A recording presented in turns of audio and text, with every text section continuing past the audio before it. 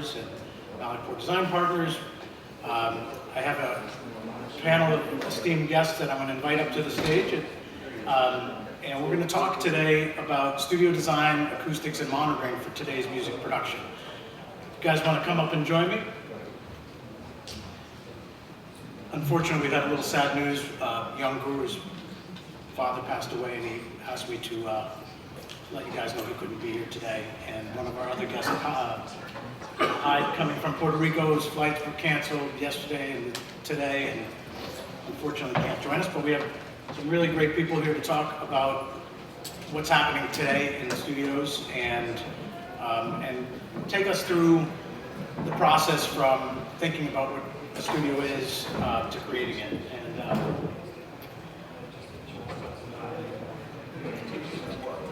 I'm going to start by introducing our guests and talk a little about each person here. I've invited these guests partly because they've all had their own studios or have them today or creating new studios as they go, at the same time as being prolific in their own work as engineers, producers, and also on the acoustic side. So I'm going to start with Rafa Sardina. I think many people may know Rafa's career, but I'm going to let you tell us a little on your own. Well, I'm an engineer producer. I started actually engineering before I got into production, like most people in my field do. But I started really as a musician, so in a sense, I had that sense of production value from the beginning. I've been very fortunate to work on many styles of music, which on one hand has allowed me to explore the possibilities of studio setups, the kind of monitoring possibilities that are out there. So I work from classical music, even opera, and still do to everything. I've done hip hop, I basically work in every genre of music. Obviously, I do pop for the most part these days, but I still do a lot of jazz, everything in general. So the next one is who want to? Okay, we'll move to Echo. How you doing, guys? My name is Echo. I'm from Puerto Rico, based in Miami right now. Basically been producing before I was a mixer, because after producing for a while, I figured out nobody knew how to mix the music correctly, so you ended up learning yourself. And we were part of this whole black, non-existent area of giving reggaeton its sound when it didn't really exist. So it was kind of challenging back there because most of the music was done in people's house. You could hear the frogs and the birds and then the vocalist. But I guess challenges is what makes you be creative and figure out solutions. And I think that's what an engineer really does, is find a solution to be smart enough to fix something and not to touch it if it's perfect. Because sometimes I think people hear with their emotions and not with their ears. It's not about what you want to do, it's what the sound of the music needs you to do to it. And I was blessed to be a part of this whole Latin urban phenomenon, like Daddy Yankee, Gasolina, and all this movement that we never dreamed was going to become what it was. But always with a producer mentality when I was being an engineer, which I think helped a lot. And although we would have loved to work in amazing studios with amazing acoustics, back then in the 90s, those studios in Puerto Rico, they wouldn't even rent it to us even if we paid, because they knew that the urban and the modern stuff was taking over the salsa and tropical genres. So we said, okay, so we cannot pay for the studio, we don't have any other solution but to figure out how to build our own workspace. And I was blessed to kind of grow into doing a space that was good enough for us to work on it and create this whole amazing history of Latin urban music that we've been blessed to be a part of. All right. What's up, guys? My name is Irko. I grew up in Venice, Italy. I've been in the States for 15 years now, doing what I do best, which I hope is mixing. I'm a mixing engineer. I grew up listening to hip-hop music from New York. That's how I learned English. And so to me, at first, it sounded like ba ba ba ba ba. I didn't know what they were saying, right? But I was attracted so much to the low end, that specifically 90s boom bap hip-hop from New York. That was the genre that had the biggest bass, and I was all about the bass. If you ask around in my hometown, I'm still kind of known for having this tiny little car with the biggest bass, you know, in the trunk that was basically non-existent after I put the sub in it. But yeah, so I moved to America, wanted to do my own thing, and I did for 15 years up until, you know, about 5 years ago or so. I started to really realistically thinking of opening my own facility. And of course, during all these years, I've been using Augsburg speakers, and I've been friends with Dave for forever, for 15 years actually, since I came here. And so now that big bass that I needed to, you know, stuff in my little car, now I have it in my studio. I have the biggest bass ever, thanks to this guy's speakers, you know. So to me, acoustics, of course, is number one, obviously for anyone that has any experience in mixing. You know, it's, you know, first is the acoustics, second is the speakers, and then maybe if you can hear a little bit of what you're doing, then of course that helps a lot. So yeah, anything that we can talk about acoustics-wise and stuff. I'm not a studio designer, but I've been living in one for 20 years. So yeah. Well, you know, you just finished building, or you're in the middle of completing your studio project, and I felt that your experience was really relevant, and we'll get into that in a minute. Yeah, sure. Let's hear from Motif. What's up, guys? Dave, thank you so much for the invite. My name is Motif, born in Venezuela. Been in the States since '96. Musician first, musician household. Got into production out of sheer curiosity, and started experimenting with sounds. And we've been in the business now, the Latin side of the business now, for about 15 years. Been blessed to be part of amazing projects, and relationship with Dave now maybe almost 10 years, and you know, I have some great stories with Dave, and the first time that we were able to put our studio together, and how important it was for us to have Augsburger's speakers in the studio. I'm a big fan of loud and big bottom, so you know, we've been involved in, like I said, many projects, pop projects, urban projects, tropical projects. For me, as you know, to add a little bit to everybody that spoken before me, I think that is very important for us producers to have you know, the right acoustics and the right sound, the right translation of those ideas that we have. So we're blessed to be able to work with Dave now for a few years, and you know, we put a couple studios together back in 2017. We put the last room together, and you know, it was an amazing experience. We built the room in, I think it was a month or something like that, but you know, we had a great team of people come together to make that happen, including David, and you know, it's been a great ride, and super excited for what's ahead, you know, and super excited to be here with you guys today and sharing this panel with these amazing gentlemen. So the gentleman to my left here, Luis Valdez from Joe Cavi Acoustic Systems and Panels. We've been working together for the last several years on projects utilizing their products and their engineering in acoustics to help us make sure that the rooms that we're designing are great sounding. And I'll let you introduce yourself further. Yeah, so our business is that. Is on? So that's our business, is trying to get the rooms to sound exactly like Motif said, as the artist intended. And the sound needs to come out as accurate to what they felt was needed. We've been doing this for 30 years. I've been doing it for a lot less, but the company's about 30 years old. And we have a lot of experience in the scientific method of designing the room, of making sure that the responses of all the frequencies are balanced throughout.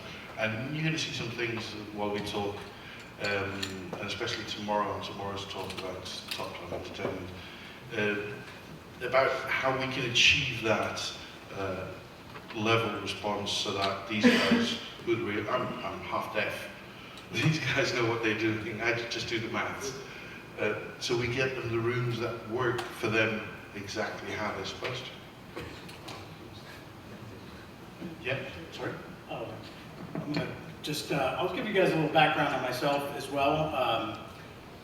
You know, I started in this business like Motif and many of us as a musician, as a guitar player, singer, songwriter, performer. You know, when I was a teenager, I got an 8-track and I started recording myself because I just had to hear my guitar on tape. And it was a 1/2-inch 8-track, and I was very fortunate to have that experience. And I started recording myself and friends and realized that I had a great knack at listening and understanding what something sounded like. And also, being a musician, I think, is an emotional experience. And so being really connected to what sounded good, what felt good, and that drove me into wanting to be a recording engineer, because my mom told me that being a musician wasn't a career, it was a hobby. And so we've all turned our hobbies into our careers, hopefully, you know. And I like to think of music as my golf. I'm gonna play music for the rest of my life. It may not be always on the stage, but it's part of who I am as a person. And I think it's part of why, when I design studios and when I work with clients, that I'm also in touch with the process that's going on. And so my background started, I worked for an acoustician at my first job after working in studios. This guy came in to fix the console, and after 5 hours and 5 in the morning, he's like, you know, you'd be really great in my company. So I started, and I quit my job as a bartender and waiter and became a salesperson in an acoustics and technical firm. And I learned everything about what made a studio from the inside out. And it was an incredible experience to see it from that perspective, because I'd recorded myself for years at that point and got to work in an SSL room because all kinds of things that happened along the way in my musical career. But suddenly that technical bug took over, and I got really into understanding what made a great room, from the wiring itself, from the acoustics, from the ergonomics. And for me, it was also about my own personal connection to recording and to what happens when you put a person in a room. They have to perform almost as if they're naked. They have to feel like the person on the other side of the glass, or if they're in the same room with you, that they accept you and that they inspire you. And so today we're designing studios that start sometimes with just a piece of equipment, that start with, hey, I have this building, I'm going to add this room, I want to take a room I already have and make it better. And along the way, we ended up bringing on architectural acoustics, architects and designers that can create the environment to look at. And along the way, I met Luis and Joao from Jocavi at a chance meeting at the NAMM show in Nashville about 5 years ago. And I was attracted to them for a couple of reasons. One was that they just make really unique and beautiful products that I think connect to that emotional part that we all want when we go to a studio. We want it to feel special. We want to feel like something's happening that makes the artist strive for something more. You know, look, we all today, we can have a laptop or an iPad with a microphone and sit down in our kitchen and write a song and record it. And I'm sure there's some products in the airwaves today that came about from that starting point. And I think today the word studio can mean a lot of different things. I think from a professional standpoint, it means a semi-controlled environment where the engineer can know when they're listening what happens, that the artist feels inspired, that the technical components all work together, that when you're working, that the things you need are within hand's reach or that are not effort. And I like to think of an environment like that as tailored to each person, because, you know, interesting, each of these guys work a completely different way. They have a lot of similarities in some things, but in fact, each one has found their own way. And I think everyone in this room would say you have your own method and your own technique. And so I think my job as a studio designer, as a facilitator of creating facilities, is about that, is is digging into what you do. And I think it's the first question to ask and answer of yourself when you're creating your room. What is the intent of this place? And so we're going to get into some questions that I think each of these people faced as they created their facility. And I think it's relevant because knowing where we're going when we create a project, even though we might end up slightly different than where we thought we were heading, I think all of us have probably had a few turns in the road in the music business, myself included. I didn't think I was ever going to be in the studio design business. I was going to be on the edge of the stage. I was going to be the person using the guitar to make my mark in music. It's obviously had a different path, making some of the products we make and studios we made. But when I found Jokavi, what was interesting to me about it was the predictive modeling focus on engineering what the results might look like. And today in our work, we predictively model the acoustics, we predictively model the isolation, and we predictively model the look of the room through rendering and imagery. And I think it's really important to connect those pieces, the environment, the structure itself, the underlying infrastructure that a lot of people, when they walk in the studio, never experienced what it took to put that all together. I think it's one of the most underrated components of studio projects is, the wiring, the electrical, the grounding, the isolation, and a lot of engineers that are great, will walk in a room, but they've never set up their own Pro Tools rig, or they've never had to wire a patch bay, or see what it's like to go from this raw warehouse space to a completely built environment. So I invited these guys in particular, yes, because we have great relationships and I know them well, and they've been clients and friends, but also because each has a unique experience in creating a studio for today's music, not working in some older school. I mean, they've all worked at old school studios, Echo at Criteria, right? I mean, Rafa, you've been at pretty much every studio in LA, I'm sure. Every studio in the world. In the world, yeah. I'd tune in on his channel and be like, I'm in, the Czech Republic today, recording a symphony, and then the next day he's in Colombia or something like that. So, and one thing is interesting too is that I think today we're all accustomed to the process that leads us to also working in environments that are not traditional. So I think, in a way, almost anything is valid in the way it is, as long as you get a great result, right? That's what we're being told today. You just need a pair of headphones and an iPad or a Mac, and you can do your thing. I personally feel like a professional environment or a great sounding room is actually the key to a great recording. The most other important thing is a great performer and a great song and a great source. We can't always fix it in the mix, even though we might try or have to. So, that's kind of my background, and along the way I've started a few different companies that do different things to help people achieve those goals. So I'd like to get into some questions that we're going to ask and hopefully answer today. Young Guru and I had a history.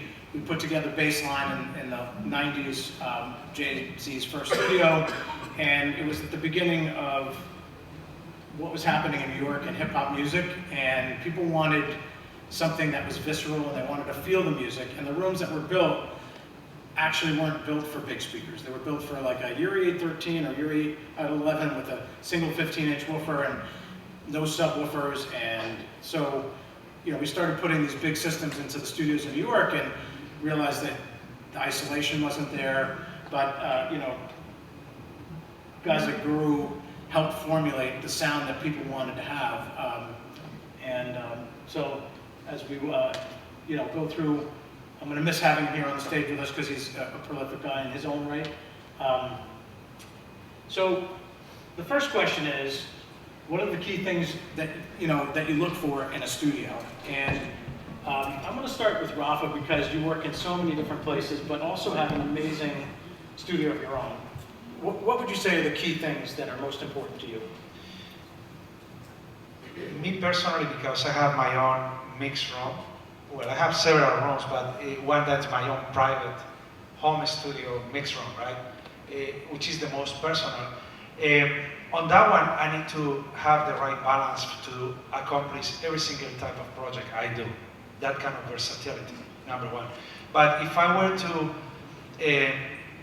embark on a specific project, it will be very much project dependent. Obviously, some of the variables are the same for almost every project, but there are always also some peculiarities about a specific project. So, and we're talking about the bass, right? And we're talking about the low end. And I think that the low end, I work over my career in movies, on TV. I mean, I did so many of those type of things too. And I think that low end is not just important for hip hop or urban music or any of that. I think that low end became like really relevant with electronic music, with any kind of electronic element that you bring, you know, to the equation, to the music.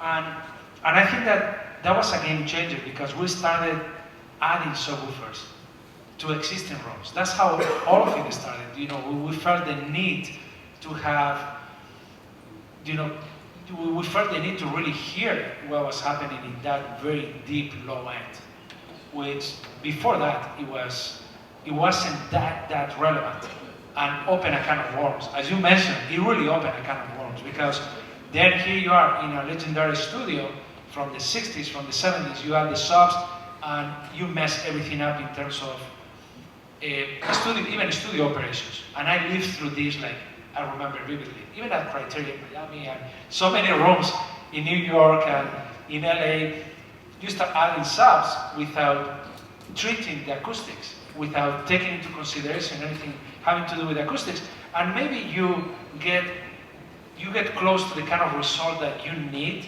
as a client, but then you are messing with a Studio B, a Studio C, a Studio J, you know, and it really became a problem. Many studios had to actually block adjacent rooms because they couldn't have this type of client in Studio A and some other session happening in Studio B. That's when, I think that's also when studios started paying attention to you know, how much they had to reinvest into retreating the acoustics. And I think that many rooms, even here in LA, have had to do that. I think that's a good question in and of itself, which is, you know, we want to add low end in our room. The speaker is the source of it, but the room is the way to carry that out. And if you don't have your room proper, you can add as many subwoofers as you want, and you're never going to get the bass to hit you in the chest the way you want, or to represent it accurately. It might be boomy, or it might be missing in certain frequencies, or it might be combed out, or you might be leaking it into the entire rest of the building and not having the energy in the room. And that was kind of my experience when we started adding subwoofers into existing studios. Rafa, in your home studio, you have a very professional home studio. How was the isolation process? I was very lucky because I took that into account from the very beginning. And actually, back then, that very moment, I was working in 5 other studios in town, so 5 other top studios in town, during the whole year that it took me to finalize my own studio. And I was very worried about it. I was worried about, you know, keeping that sound pressure within the structure of the control room, you know, having, you know, the ability for that low end to project correctly in the control room. I was very worried about the sound leaking into my recording area because I do a lot of recording too. I do so many acoustic projects. I was very worried about that. And then I was also very worried about the sound leaking into the house and my neighbors, you know, even into the street, you know, what was going to happen if I didn't do it right. So I was very lucky that I overprotected myself in terms of how much treatment I did. But the reality, and I work a lot in homes, people's homes, you know, home studios, but really rooms, not even, it could, you know, we all have, right, even hotel rooms, and that's when you have to count your losses because you know you're, you know, it's a different, and maybe later we can talk a little bit about that because I'm very interested in knowing your point of view on how you can actually correct some of those spaces, you know. We actually have some interesting portable products now that, you know, when you're building a room and you're building all your bass traps into the room, we all think like that takes up space. It's not something you're going to carry under your arm on a plane or, bring over to a hotel. But there are some products out there that can adjust bass, that can adjust high frequency, that you can actually carry with you. There's a company called Synergistic Research. They make a black box. It's a little resonator that's 10 by 10 by 8, and you find the resonant spot in your room, and you put it down, and it cancels it passively. So we're excited about some of these, very small little things, little high frequency adjusters that can also be used in a professional setting to tweak your room after you spent $1 million to build your room, and your desk is resonating at the front of your room. Like, it's a problem that every single person that has a desk in a room is contended with. It's like, man, the room sounds great, except when I'm sitting at my desk, I hear this little build up here. So I'm always looking for things that I can do to make it better. And so it's something that struck me that it's similar to what you're talking about, which is working in these non-traditional spaces. Just out of curiosity, did you use multi-layer construction and isolators, or some kind of floating room within a room? Yeah, all of it's from that. Check. So it wasn't homemade. No, it wasn't homemade. No, it's a home studio. It's not homemade. It's built like a commercial studio. But only for that reason. I mean, I was very worried. I was going to build it and it wasn't going to work. I was going to have to tear it down, and my neighbors would call the police. The first week of. I know it happens to you every other day. Well, I was struck when I went to your house to tune your system that, it's a beautiful home, but it's obviously a dense neighborhood, like a lot of neighborhoods here in LA. And I was thinking to myself, I wonder how this is going to hold, the sound. I got in there, I was like, okay, this is a real studio. It just happens to be in your home. And I think there are a lot of people like yourself that have taken that full leap into making a really pro room in their homes. I know it's. I did it out of panic, so I call it the panic room. No, I was freaked out. It wasn't, I was going to have an issue. Erko, I want to ask you the same question. You're just finishing the studio and spent a lot of time and effort to get it right. What are the key things you were looking for in your studio? What were the things that made it relevant to the way you work today?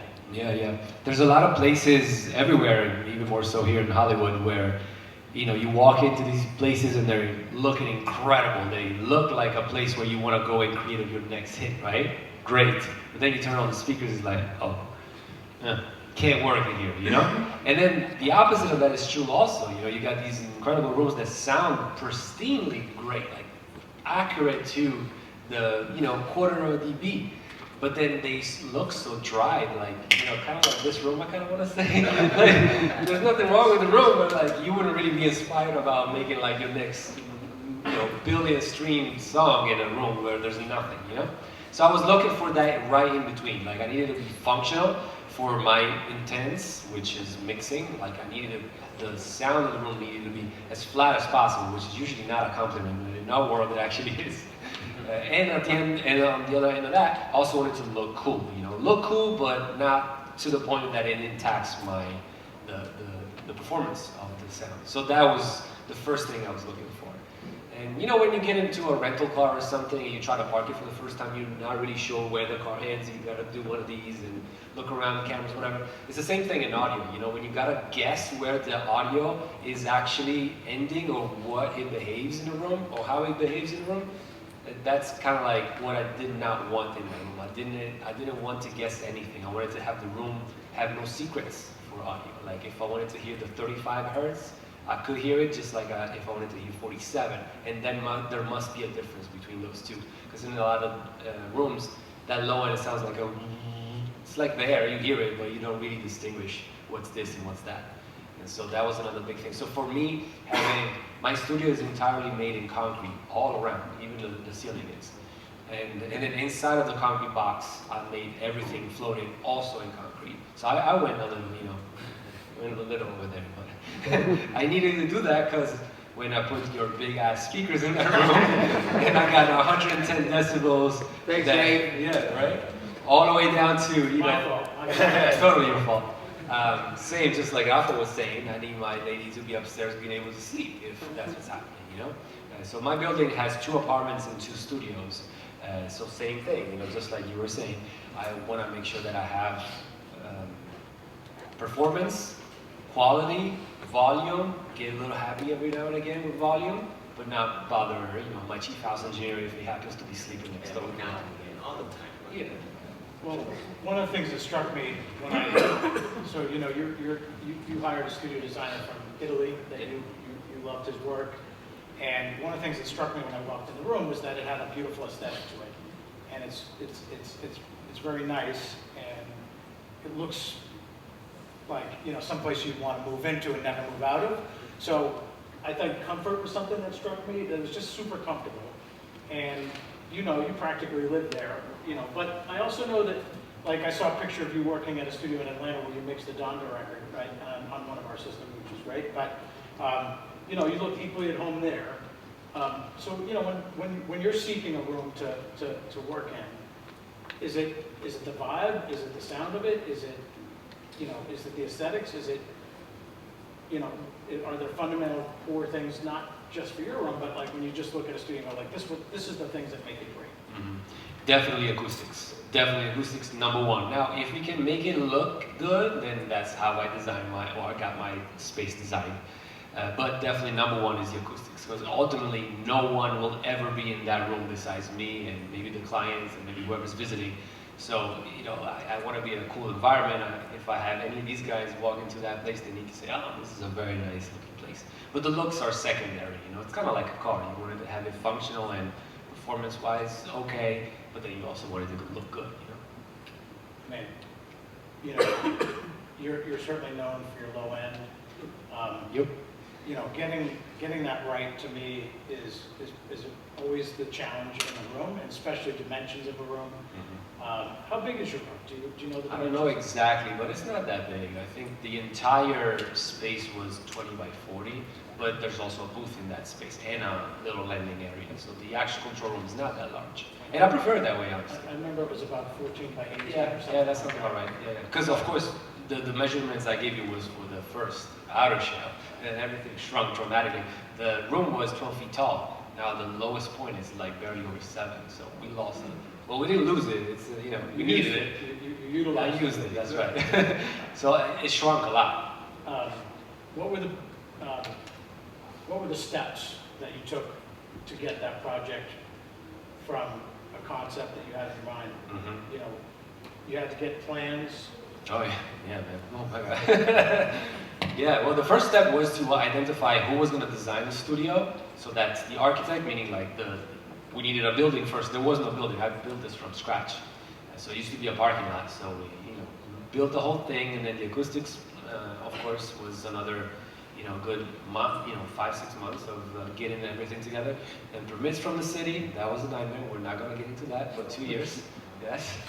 And then after that, the actual construction of the outside, which again the city had to mess with, because every time we do a row of CMU wall, they will have to come and see, okay, you did it right, now concrete. Then they gotta come see the next layer. You know, it was a lot.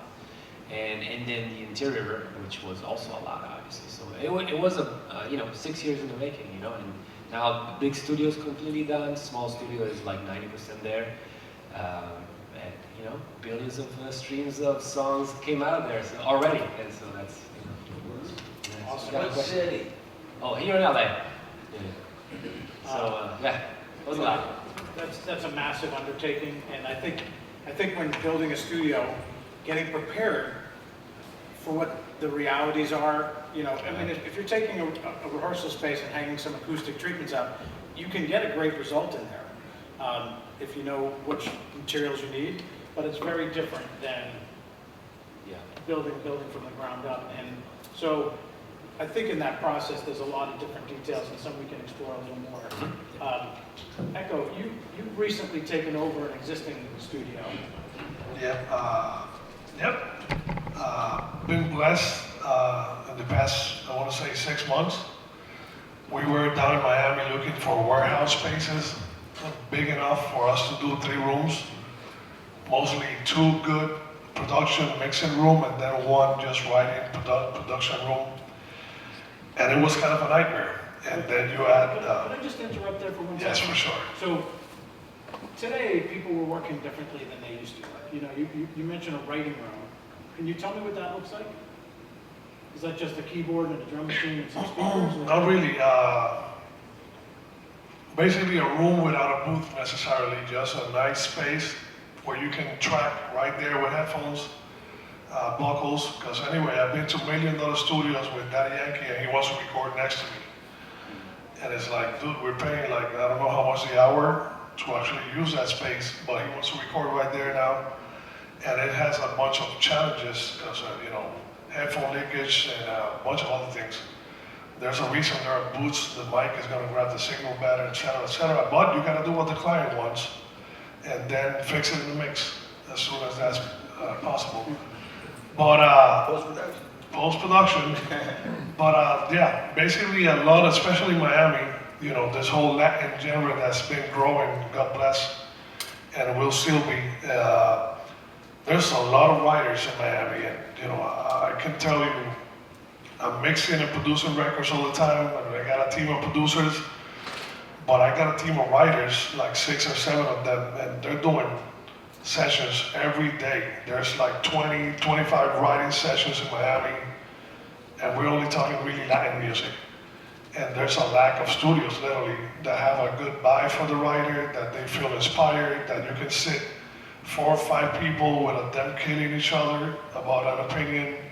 So you need certain space, but you need it to sound good enough for them to, write to whatever they're doing and then track the idea and then bounce that into something that doesn't sound like crap.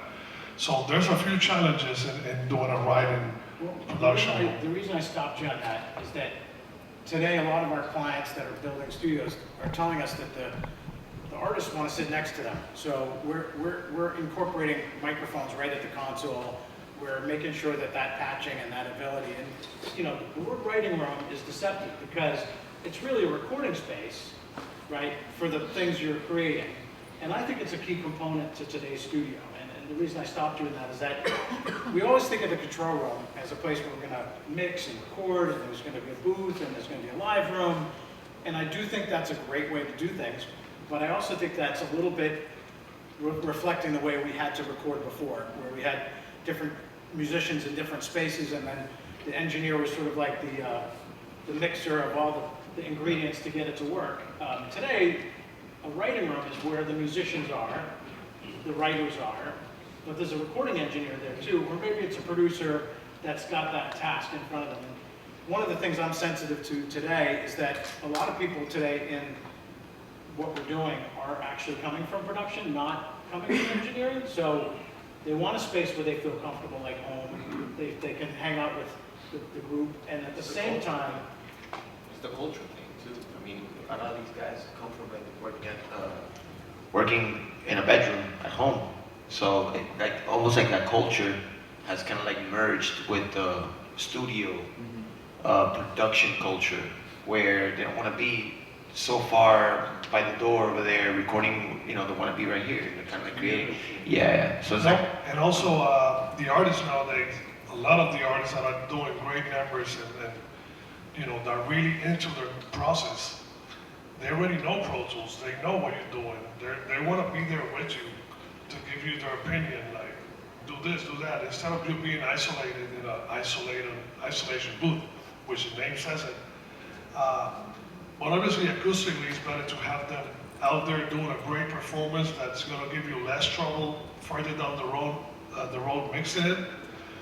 But at the end of the day, I think the energy, the vibe, the performance is more important than the acoustic aspects, because nowadays there's so many tools to solve stuff acoustically. I'm not saying that's the way you should go, but at least they exist. Back in the days, when we did the first Gasolina album for Daddy Yankee, there was no Melodyne, no autotune. It's like, that's a wrong note. And this is the 200th time that you hit the wrong note. And if it's possible for you to get as close as possible, it's going to be less of my work trying to take it where it should go. So there's so many tools, but going back to the acoustic part and the question of what things you look for in a studio, I think it depends on what the pressure at the moment is. Because if I'm going to be in a studio for 2 weeks, working with Rafa, Like we did years ago, we recorded Daddy Yankee, by the way, with the Symphonic Orchestra of Puerto Rico. And we said, amazing, great. We planned it for a month, and then we arrived to the place, and it sounded like crap, everything. And they didn't even have the microphones and the equipment that Rafa needed. We even flew a mic from Colombia, right? To get the job done of recording the symphony that has played forever, but had never been recorded in the space that they play. And that's when you say, yeah, so next time acoustics is a little bit important when you do the next auditorium. You know, it will be kind of beneficial. So in today's writing room that you're talking about, because I think this is so relevant to the way music is being created, like, would you say that like the need is to create the space both to have your speaker system be accurate, but also when the microphone is being sung into, that it's also relevant? So, because when we do a control room, we have a certain reverb time or decay time that we're going for. We don't want interference of different elements, but in a booth, we want a little liveliness, we want a little reflections, we want the singer to have a great and ease in performing that vocal. So when we're designing an ISO booth, we can really tweak that, and especially using predictive modeling, we know that we're going to get the decay time right. We know we're going to have the frequency right, and we don't have a console here and speakers playing back there. So, from my perspective, I think yeah, we definitely want to have an ISO booth. Then you go in and to get the artist comfortable and to have them make their greatest performance, you want them next to you, or they want to be next to you. I think nowadays, especially my experience, it's about options, When we do writing sessions, a lot of the time it's just people who just write great songs. I know for a fact they're not going to be the final performers. So if we don't get a perfect take, it's all good because someone is going to sing that song. And we're most of the time pitching already, like we're doing a song to Becky G or Shakira or this. So we already know we're going to send the label this. But sometimes you get the artist in the room and they don't want to go in the isolation. They want to be right there with you. And I think it's a matter of having a room that's like a multi-purpose, multi-use room where you can produce, track, write, has a good vibe. It's not they're gonna do the perfect mix, but you can do a good enough mix where the A&R would like the song and send it to the artist and the manager. And nowadays, that's one of the challenges of the facility I'm building, which I want to have great rooms where I can go and do my mixes, even though I love the room I did in my home. But I want to get a good mix from those rooms. But if I'm forced to use that room to do a rough mix, it will sound, it will have my sound and it will be accepted. And at the same time, if the artist wants to record in the booth, we have the booth. If they want to do it right next to me, have a room that doesn't have a crazy problem where it will sound like crap immediately or has a huge resonance or bass problems. So I think it's more of a creative environment than a technical environment at this point, even though you need the technical stuff to really check out, Well, I think we do need the technical part to work really well, because at the end of the day, if it's not well recorded, you could have a great performance and still sound like crap. So I'm always striving to find that part, and I felt like what you said is very relevant to every project I'm on right now. And we're designing, I think, 19 different rooms at the moment. And a lot of the things we're doing in ISO booths is making them big enough to be comfortable, to have a soft couch, so that can also be turned into a producer's lounge, maybe having a pair of speakers built into it so you can plug a keyboard in and actually turn it into a little writing space. So looking at all the rooms, not just the control room, in a flexible way, I think reflects the way people want to work today. Motif, you're working in a new room that was kind of someone else's room first, and you recreated it with, your vibe, and obviously the speakers that you've had now for a while. What do you look for? Is it similar to what Echo's talking about? I mean, yeah, I think that, personally, and to add to what I don't mean to sound redundant, but, I think that there's a couple things that we look for, right? Like vibe is something that we look for. Back in 2017, when we built the room here in LA, and we were in Sherman Oaks, it was a bunch of houses. We got lucky that the lot had 2 houses, and we got the one house that we turned to the studio. We pretty much took the living room of that 1-1 house and turn it into the control room. And I mean, you know, we put out, you know, the lights and the treatment in the room to make it, you know, look amazing, but also serve a purpose, you know, acoustically. Because the other thing that's very important is pressure. I think that, you know, from a producer's standpoint and a musician standpoint, that pressure that you feel from the speakers, from the sound system, is very important. You know what I mean? At least for me, you know, when you hit that 808, you know, it has to hit the right way. When you hit that guitar solo, has to hit the right way. I mean, because we've been, like I said earlier, involved in the urban stuff, but we also get involved with a lot of the live instruments. So I think it's finding that balance between the two. And I think that the time that you went to tune the system in LA, and I remember you showing us the graph, and it's like, yo, you guys built this yourself? So you were like, yeah. I mean, and when we went into building this room in LA back in 2017, we went off of instinct. You know, I know you guys do a lot of like math and trying to figure out like, you know, what goes where or what wall reflects what, but we went based out of instinct. So we built, you know, the room within the living room in the house, and it worked out. The room that we're in right now is a room that was already built, and we had to kind of accommodate, you know, what we had in the room in LA to the room in Miami now. Obviously, we've had some, you know, leakage issues with the you know, with those monoliths. So we have double 15s and the dual 18 subs. So there's trouble with some of the other rooms now, because obviously we didn't go in there and like treat those rooms ourselves. But at the end of the day, you were in that room, and you know, you feel that pressure and you feel that vibe, you know, in the room. So I think, you know, from a personal standpoint, as a producer, sitting in the room by yourself, you gotta have the right pressure, you know, you gotta have the right response. But then when you have people in the room, you know, you have the vibe and you have the functionality of the room, where we have the artist record inside the control room or go into the booth, you know. So I think it's the happy medium for me, you know, what we look for in the room, you know, having the vibe and having the pressure, the response of the sound. It has to be right, you know.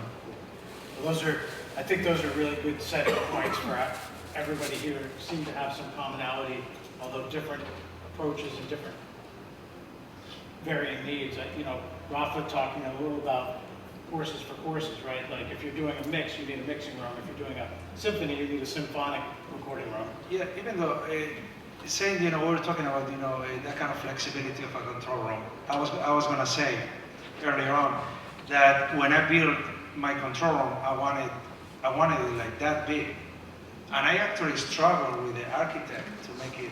We redesigned it like 6 different times, changing the orientation of the control room several times, doing many different, you know, a lot of calculations, you know, graphic calculations, how it would fit.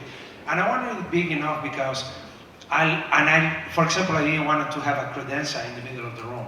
And there were reasons for that, because also, you know, for my whole career, my whole life, I've been working with the musician in the control room.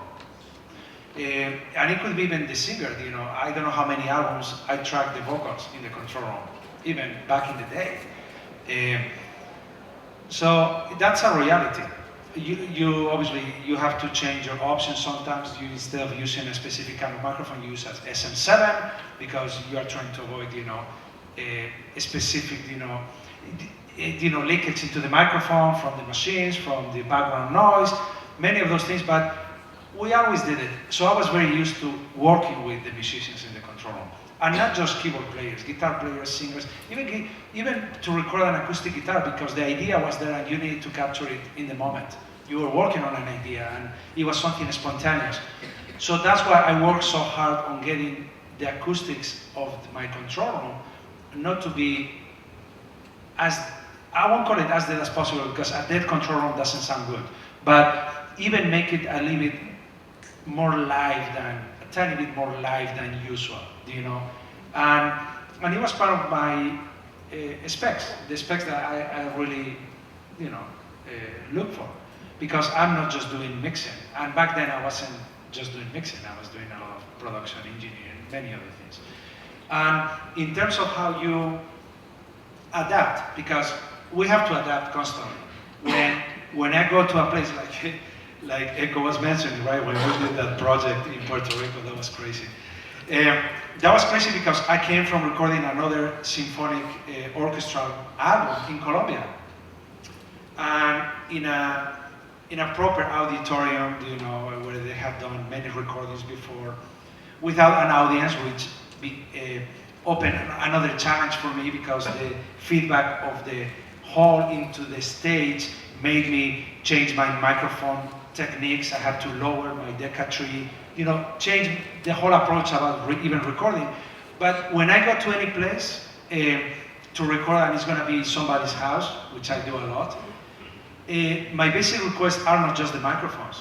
I request 8 blankets, and a specific type of blanket, 6 sandbags, you know, like that kind of stuff. And people wonder why, because that's how we grew up recording, creating goals, and then maybe 4 pieces, maybe 2 pieces of 4x8 of MDF and 2 pieces of 4x8 of plywood. So you then make them get out there and start building the No, studio? not at all. No, not at all. But for example, this last recording, this artist I was producing in Bogota, to change, you know, the quality of the guitar recording for specific, and there are pictures of it. It's the same. I didn't bring anything. You know, I will, for example, put a piece of MDF right down below the guitar player, because it resonates differently. And then, if I wanted like a completely different tone, more of the, you know, resonance from the box, I'll put another 2x4 just standing against the wall on his right-hand side, and the sound changes dramatically. I'm not talking about like a small lead. No. You can actually shape the sound of what you're looking for, because in the home where I was recording, everything was carpeted. So you're saying everything was carpeted on the the floor. greatest supply of acoustics is Home Depot. You just go down and Well, you know what's crazy? That makes makes a lot of sense, because a lot of the stuff that we do with like the tropical side of things, like the salsa stuff, like Mark Anthony and stuff like that. Just a carpet under the congas, like taking the carpet out. It makes a complete difference. How you place the absolutely the separators or whatever, between the players. Every little everything counts. And if you have done it long enough, you start incorporating that into your set of tools for every recording, really for every single one. What I'm wondering is, you always need to have a room to work in that sense. I mean, if you don't know how the room's going to work on its basis, that's why I bring the stuff. If you bring that stuff or I request to have the stuff. Yeah, in different rooms you'll have different results with the same stuff. Yes, of course. But at least you have the possibility and the ability to change the room. And literally, I mean, in every recording I do, if it's gonna be like somebody's, I mean, it could be in the garage. I don't know. It could be anything, and you don't know. Shit, you don't know what that place is. You really don't know. So you need to have some. The one takeaway I would take from that too is that in a studio you're building for your own ears is to have movable acoustics, have some rolled up carpets, and be able to change the environment. So you made one environment, but it can be 20 environments through some of these flexibilities. Yeah, exactly. It is a great tool. And we haven't talked about it, but bringing your own music, things that you know, and play back. Right? That's the first thing that we should always do. We get into a control room we don't know, and I have my own playlist of stuff. I mean, I'm lost without that. I'm freaking lost without it. And there's stuff that I don't necessarily like, but I know what it is. I know that when it hits that low note on this specific album recorded by Clint Jones, that kick, boom, hits, I know how low it's going. I know if it's right or if it's wrong. Or the same with an 808, you know. I mean, there's a track on Michelle Cello that I always, bring with me, and things like that. And also the high end. You know, there are tracks that I don't necessarily like, but I know that if it sounds too bright with that track, it's too bright. Well, that leads to I've been tuning recording studio speakers for Flawless playlist.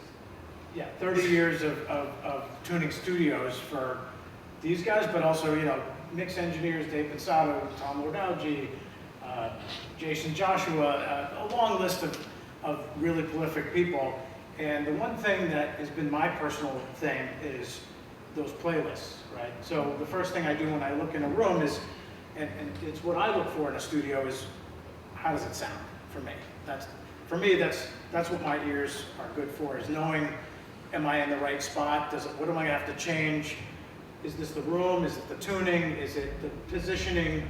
And so for me, a lot of what I do is I put those familiar tracks on, and and I'm also going for something of a consistent result. So if I pulled up Rafa's tuning and I pulled up Eriko's tuning and Motifs and Echo and Dave Pensato's, they have actually most of the same components.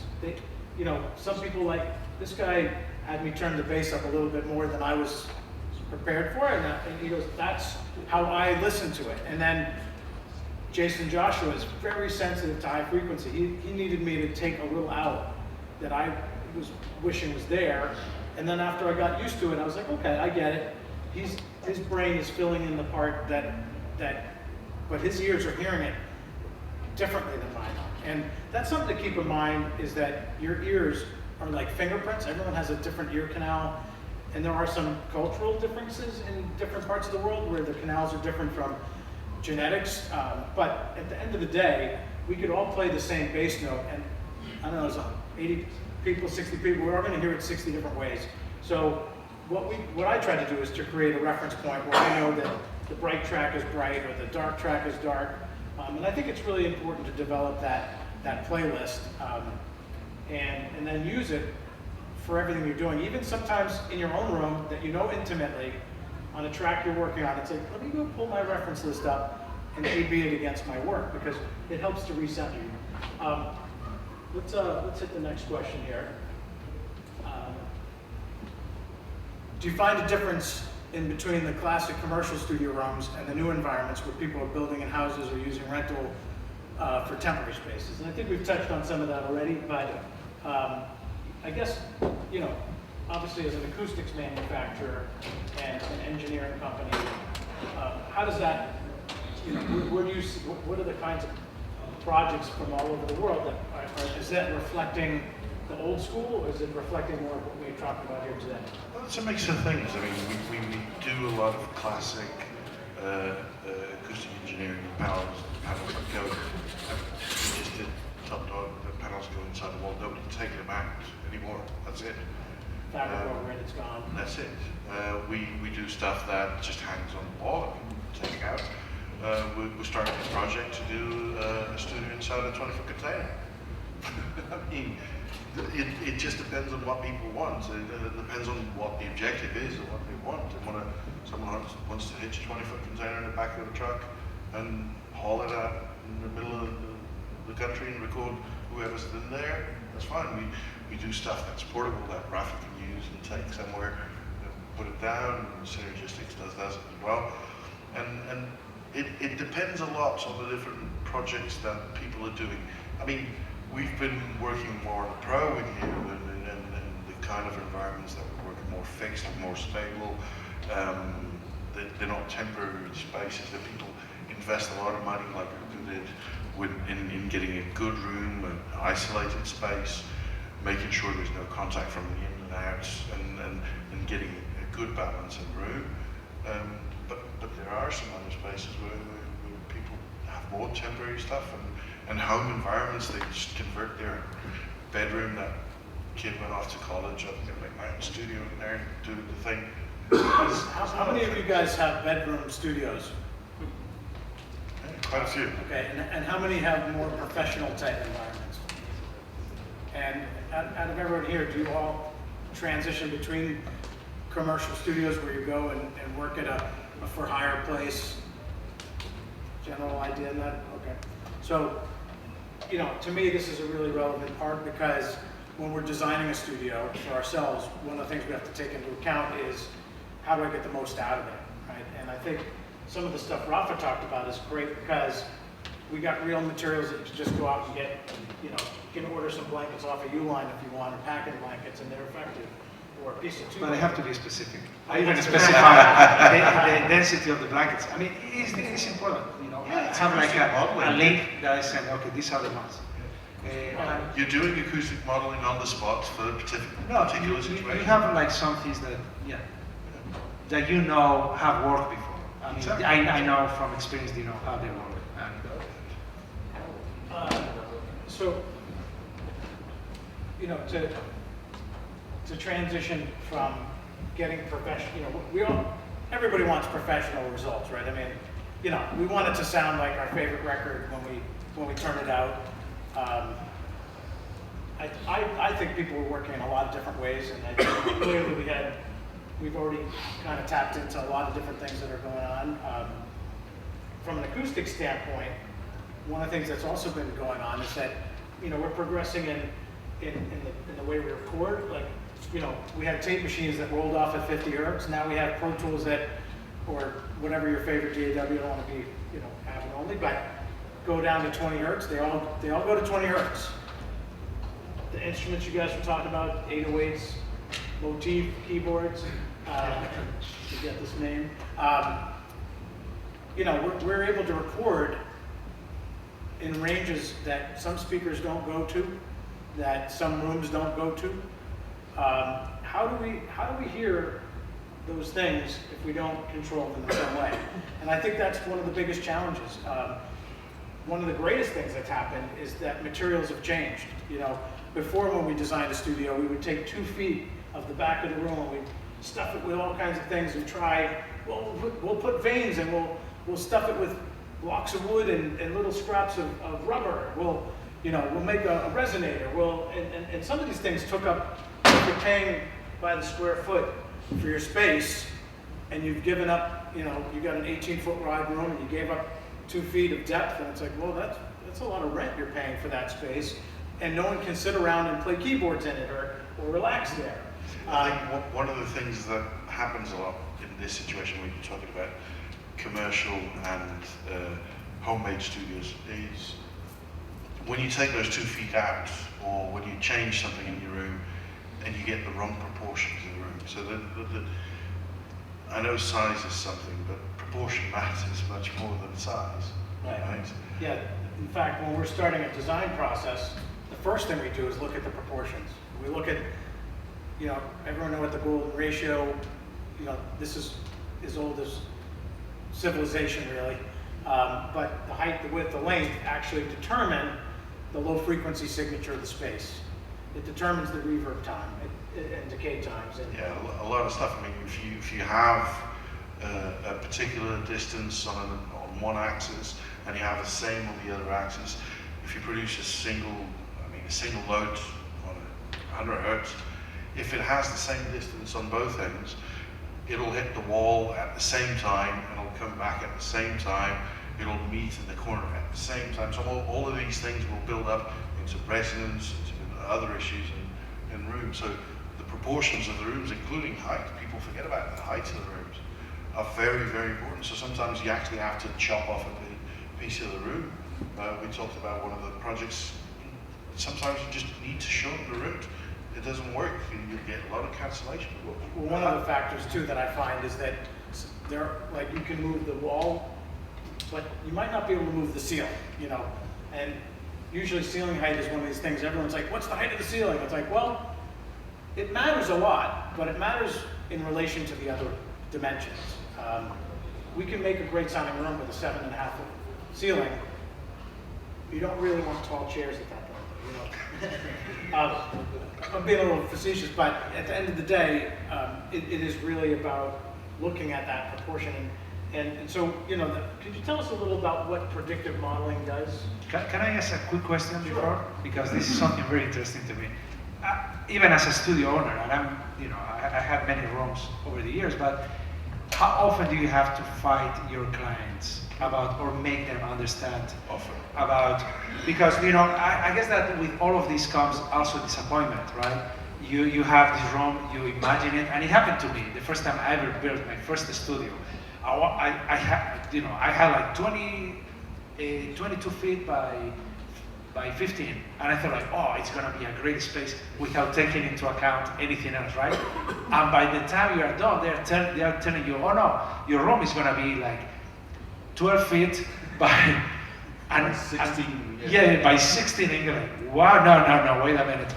How often do you have to further explain, or even have the client reaccommodate their expectations, or think about a different space? Yeah, a lot of times. We do that with the client, and a lot of times we have to do it with the architects.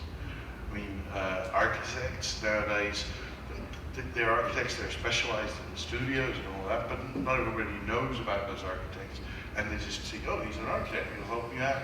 So he builds a studio, and the architect builds a studio, and does a great job, and it looks great. And it's got a glass pane on the right-hand side. So what am I going to do with that? So there is a struggle, and this is an extreme case, obviously, but there's always a struggle to try and fight for the proportions, for the materials. We had an issue that we got a great solution for Top Dog. I mean, they wanted a slab of stone on the ends, front and back of a studio. I mean, real stone. The interior designer had this beautiful rendering of a concept and said, okay, we're going to have this stone center between the speakers and a stone center at the back of the room, directly parallel to each other. Exactly. So all this is, we have to fight these things. I mean, not actively fight, but we find solutions for these issues. What is the solution for the stone wall? So Get rid of the interior designer. They got rid of it. Tomorrow, 4:15, Yeah. this room. We're going to delve into it tomorrow in depth, but I'll give you a little taste of it. You know, so in a lot of our projects today, so we're designing like Rock Nation's new studios in New York, and even though we're doing the acoustics and the ergonomics and the architectural design and all the drawings, the renderings and everything, they hired Jeffrey Beers International as the interior designers. And at first meeting, it's like, well, we want to put a mirror here and this, and I'm like, okay, wait a minute. Like, this is a studio, and yep, but it has to have a vibe. And in the end, we work together to educate the designer, the interior designer. Here's some really great materials that kind of have some of what you're talking about. And in the end, we've created an engineered solution that looks like what the designer had in mind. And so I think working, you know, I won't say in every project that it's as smooth as you'd like it to be. So sometimes we're fighting the designer, sometimes we're fighting the architect because they want to do it a certain way and they don't understand anything about acoustics at all. They just know it looks cool, you know. And then the client's expectations. Like, we're working on a project right now in New York where, you know, space is so limited in New York. You know, some places we go, it's like, yeah, I got 5,000 square feet, I want to build one room. I'm like, okay. You know, and the other side of what we have to fight is the budget. I mean, to be really honest, that may be the biggest issue for most of us because, well, the days of getting like gigantic unlimited budgets are out the window, and now we have to make studios with a far less budget. And fortunately, the equipment's gotten cheaper and more powerful at the same time. But the acoustics have also gotten cheaper and more powerful at the same time. So what I was saying about like the taking up of 2 feet of space, well, you know, and Joe Coffey's not alone, but they make an absorber that's 8 inches deep, that's tunable to the frequency that needs to be absorbed in the low end. And it's done with a pressure vinyl bag, and it's inflated to different pressures in order to get that low frequency actively trapped out of the, and we could do it in 8 inches down to 40 hertz and 30 hertz. I mean, it'd be remarkable results in a small square footage. It's not a free product, but it's not a really expensive product. When you look at what you're getting and the space you're regaining in your space versus the 2 foot of back wall to get your bass trap at. That's one of the things that we focus a lot on is most of our products are bang for buck, square footage, value for money, right? We try as much as possible to bring an effective, the days of covering your walls with foam, they're over, right? So we want to bring good looking, small, very effective pieces that you can put in your studio, nice bass traps that you can hide away or you can show them if you want to, nice diffusers, you can have a 4x8 hatch of diffusers in the back, but you only need these things in very accurate places. This is back to the predictive modeling thing. This is why we use predictive modeling. This is why we work so hard to get the science right, and because I can't hear anything, I have to trust science and that, to make sure that we choose the right products for the right frequency issues that you have in the room. And if you want to liven it up, like Rafa says, he likes the rooms a little bit livelier, we get the right acoustic signals, right diffuser in ceramic or wood or plastics, or there's all sorts of materials, but we choose it exactly to fit those specifications. Sorry to touch on that. It's crazy to hear you talk about acoustic predictive, and you know, sitting with architects and you know, plans and stuff like that. I mean, when we built the studio in the house, which is part of the questions, like I literally grabbed my iPad, and I don't know if you remember that initial meeting at Rebel in Miami. I pulled out my iPad and like, you know, because there might be a lot of us here that, you know, to go out there and like, you know, talk to might not have the access to a designer, you know what I mean? And, you know, for us, there was a couple things. For us, it was like, you know, actually putting in the work ourselves. It was 3 of us, and we built that room in 21 days. And, you know, I went into the iPad and learned how to use that app and did all the measurements. And we knew we were going to lose, you know, 2.5 feet per side. And, you know, we kind of like figured it out. And we lucked out, really. You know what I mean? Because, you know, obviously being able to sit down with architects and people that, you know, understand the physics of what a room, you know, is supposed to sound like. But you know, the moment that we actually took on the challenge and we, you know, we went ahead and designed the room and then went ahead and, you know, got the materials, built it ourselves, you know, the room, the floor, the walls, the ceiling, everything. Got lucky, and that's what I was saying earlier. Like, you know, we went with the instinct, you know, side of it. But being able to have, I mean, if we would have at that moment had access to these options of, you know, these components that you guys are speaking about, you know, that we maybe would have trapped, you know, instead of like figuring out, you know, what was going on with these. I don't know if you remember our conversations with the bass traps in the front of the room and the back of the room. But if we would have had these options, you know, where, you know, because, a lot less space. you know what I'm saying, a lot less space, because we had to like stuff, you know, 2.5 foot of wall. it was crazy. So, you know, for us, and again, like a lot of people here, maybe, you know, going into it, you're not sitting down with a designer and an architect or whatever, but being able to have access to, you know, yeah, man, it's amazing. You know what I mean? Like, and it would have cut us maybe, you know, material budget. You know what I mean? But, you know, it may not have cost less, but it would maybe save space. And I think there's always this balancing act between our budgets, the room size.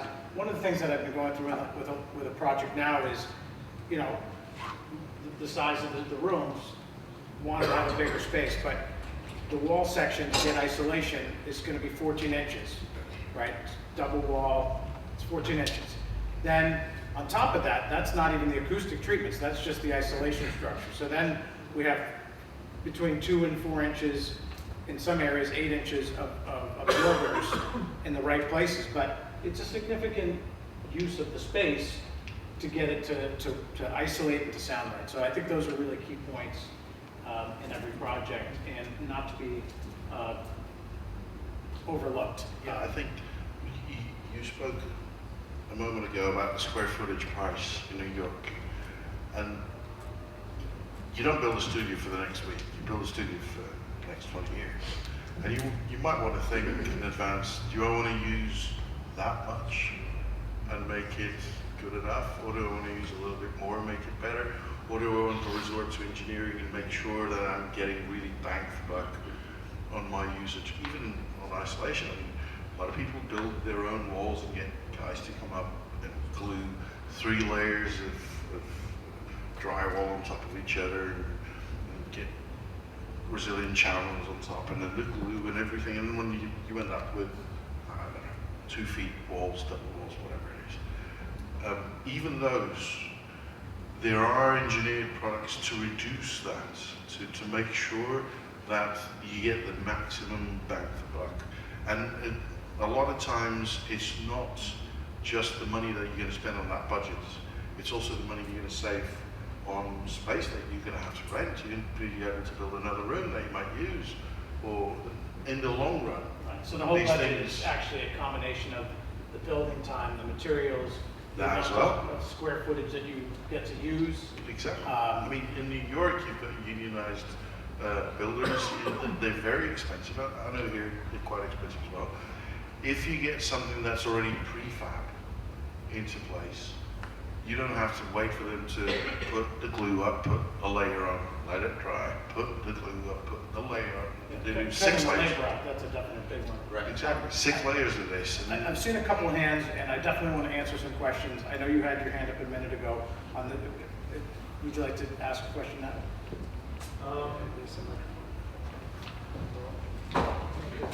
We were going to save all the questions for the end, but we might as well take them as we go, so. That's all right. Man, I had an initial question, I forgot it, but I do have another one. Can I give you- You all mentioned that you have your room. Oh, I remember it. You all have your rooms that sound different. So I have 2 questions. One is, in my mind, if you have too much bass, you're likely to be sensitive to it, turn it down, therefore it translates, and you have a thin mix. That's my first question. The second one is for Luis, and how do you communicate a desired frequency response and reverb time management with your clients? Yeah, that's true what you mentioned, but it's a personal adjustment. Well, you're talking about the low end, because you reference that against your own work, and you know what the result is, and you know how it's going to translate out there. And maybe you have a personal reference to always play it like bass heavy, right? And that's your personal. When you hear other projects, they are also going to sound bass heavy, more than they will have more bass than they would usually have in any other room. But it's your own personal adjustment and preference, let's say. And that always happens. Even when we work in traditional studios, we'll go there. If you were using any kind of subwoofer, especially with anything hip hop or urban music or anything like that, or even for a movie where there's a lot of low end, and sometimes there has always been traditionally lots of low end in the mixes. Not lots of it, but low end that goes like very deep, right? Everybody had their own calibration or adjustment. Even famous recording studios had different calibrations for different clients. They will have the Rafa Sardina crossover adjustment, or they will have somebody else's adjustment, and it was for that reason.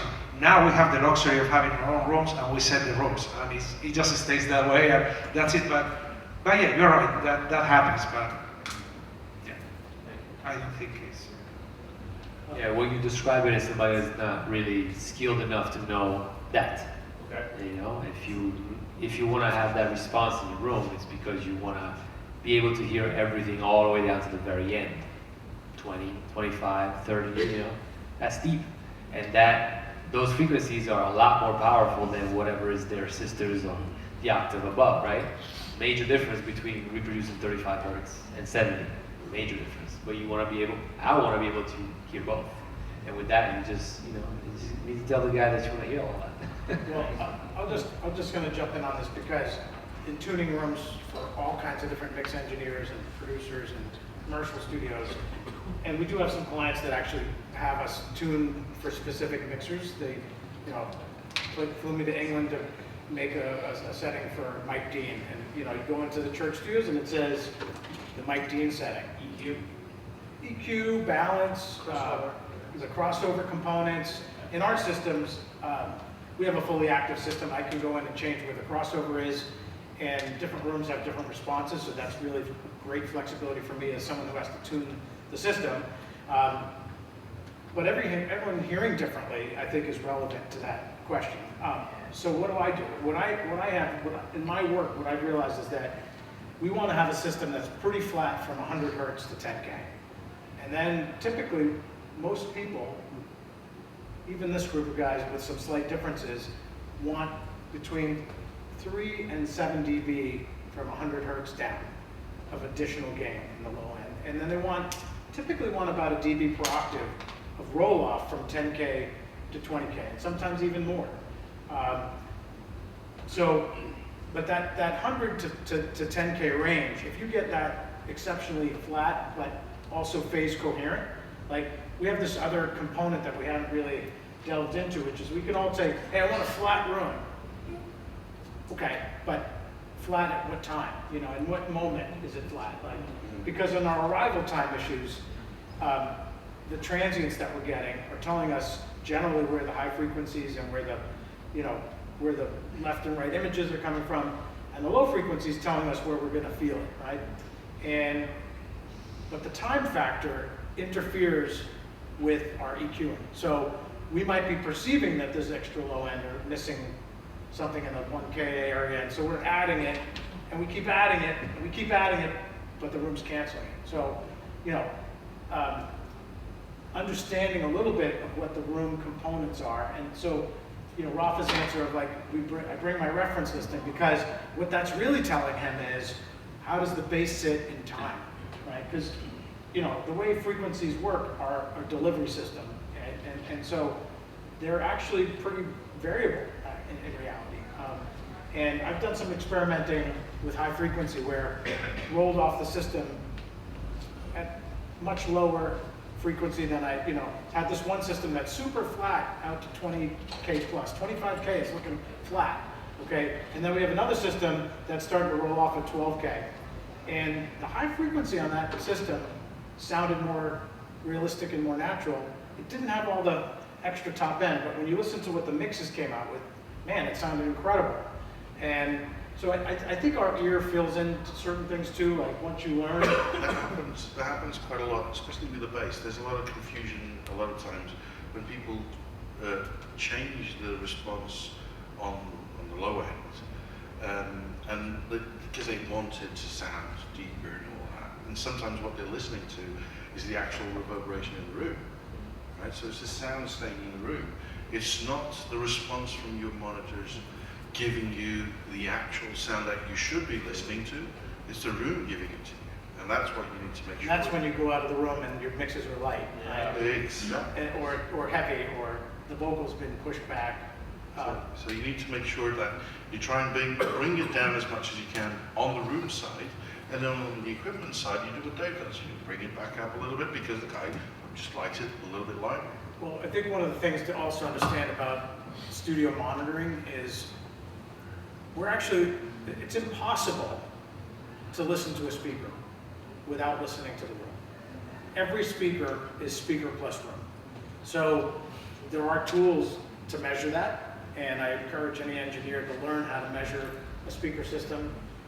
You can start with something as simple as like the Audio Tools app that you can buy for $20, or you can invest in smart and learn how to measure a loaded room response, which is pink noise, and it's remarkable what you find if you take that microphone and move it around, how the same exact pair of speakers is giving you 1,000 different curves, right? So that's why we always want to sit in the right spot. And the question is, how do we get the right spot, right? And that's one of the things we drive for in our designing is trying to create as big an area as humanly possible where everyone's going to hear it the same. That was going to be my next question. How that has actually changed? Because no, that has been quite a game changer, I think, in terms of how control rooms are being built. Because now control rooms are not a space for the engineer or the producer; they are a space for everybody. And I work in rooms where everything sounded pretty nice in a specific area, but whoever was sitting in the couch on the left had an extra, I don't know, crazy bass, but the other one sitting in the back didn't get any, those kind of things. So then you're spending all this time arguing over the way. No, not arguing. I mean, you argue afterwards. Not the moment, because nobody knows what's going on, right? No, I don't hear But it. no, but they go like, oh, great, it's like, it's really pumping, because maybe they got used to it, that's what they want. They get to the mixed position, and it's lacking. They go like, oh, this sucks, like, where's all of my low end that was hearing when I was in the couch, right? That's actually quite a tricky point, because it depends a lot, I mean, there's the 60-degree angle positioning of monitors and distances and all that, but a lot of times it happens more in less professional studios. You get issues like the boundary interference issue of the monitors being at a particular distance from the back. From the back wall. And people don't realize that you'll get the sound coming back from the wall. I mean, the speakers, now the driver's pointing outwards, but the sound comes out of everywhere. So you're going to have a reflection from the back wall, and it's going to cancel out the other side. Oh, Good. related to what you're saying there, so do you guys prefer to have like soffit mounted mains where you're removing the geometry of the speaker cabinet from the room, as opposed to, you're kind of describing a situation where there's freestanding mains, like I do mastering, I have my room set up that way. I have pretty large speaker cabinets, but they're on the anchor stands, and they're about 2.5, 3 feet away from the back wall that has absorptive treatment. But I'm just wondering, from a design perspective, do you prefer soffit mounting so that you just have the speaker essentially flush with the wall? Is that still ideal for you guys? I've worked in a lot of professional studios, and that used to be the thing, and then you saw people kind of moving towards a freestanding type of ethos more. So from my perspective as a designer of rooms, but also as a builder of speakers and having to make them work in all kinds of spaces, there are some serious advantages to soffit mounting. Most of it's around efficiency. And back in the day when speakers had 120 watts for your main monitors, with a DC300, you needed that extra 6 dB. So you put the speaker in the wall, and the front, I mean, I don't know if everyone understands this, but when you put a speaker in the wall and it's flush with the face of that wall actually acts as part of the baffle of the speaker, and it increases the surface area that those speakers are communicating with, and they all become part of the impact that the system's able to produce.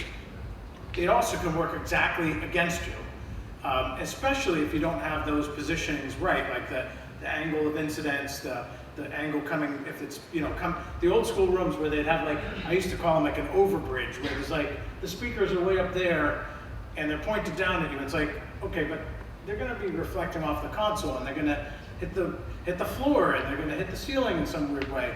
So, we moved in the direction of working with a lot of freestanding monitors for a lot of different reasons. One reason is that to build a soffit wall also costs a lot more money. You're not only you're isolating yourself from your neighbor, but now you're isolating yourself from your ISO booth. You're putting this giant noise-making machine into the wall. So now we have to double up the wall further. So there's a huge cost in those materials and mass, and then floor space. Plus, we have a lot of clients that, while Luis's point of you build a studio for 20 years or 30 years, or you never want it to go away. A lot of people have a 5-year lease and they don't know what the future holds, or 3-year lease, and so we want to put some acoustics up. Maybe we're going to do isolation, maybe not, but we need it to sound good at the mix position. We need it to sound good in the room, and the benefit of a freestanding monitor, okay, is that in a freestanding monitor, we can adjust it. Like, we can actually, and like I did this, there's a video on Dave Pensado's room that I did with Dave, where he's like, Dave, you spent 2 hours before you even tuned the system getting the positioning right. And a lot of what I do is to get that angle right. Because once you get everything to come together, my job becomes much easier. The speakers stop fighting each other. The null point where the two speakers are coming together basically stop canceling at the part. You know, if you have your speakers converging in front of you, let's say 1.5 foot in front of you, or if they're converging right at your nose, or they're converging behind your head, you're going to have 3 different types of experiences. So, you know, and there's different types of speaker systems. You know, a dome driver, a dome tweeter tends to fire in all directions 180 degrees with the same velocity. So suddenly, the wall right to your left, the ceiling right above you become a problem area. That's where we put these treatments, the first reflections. And you know, there's certain ways to target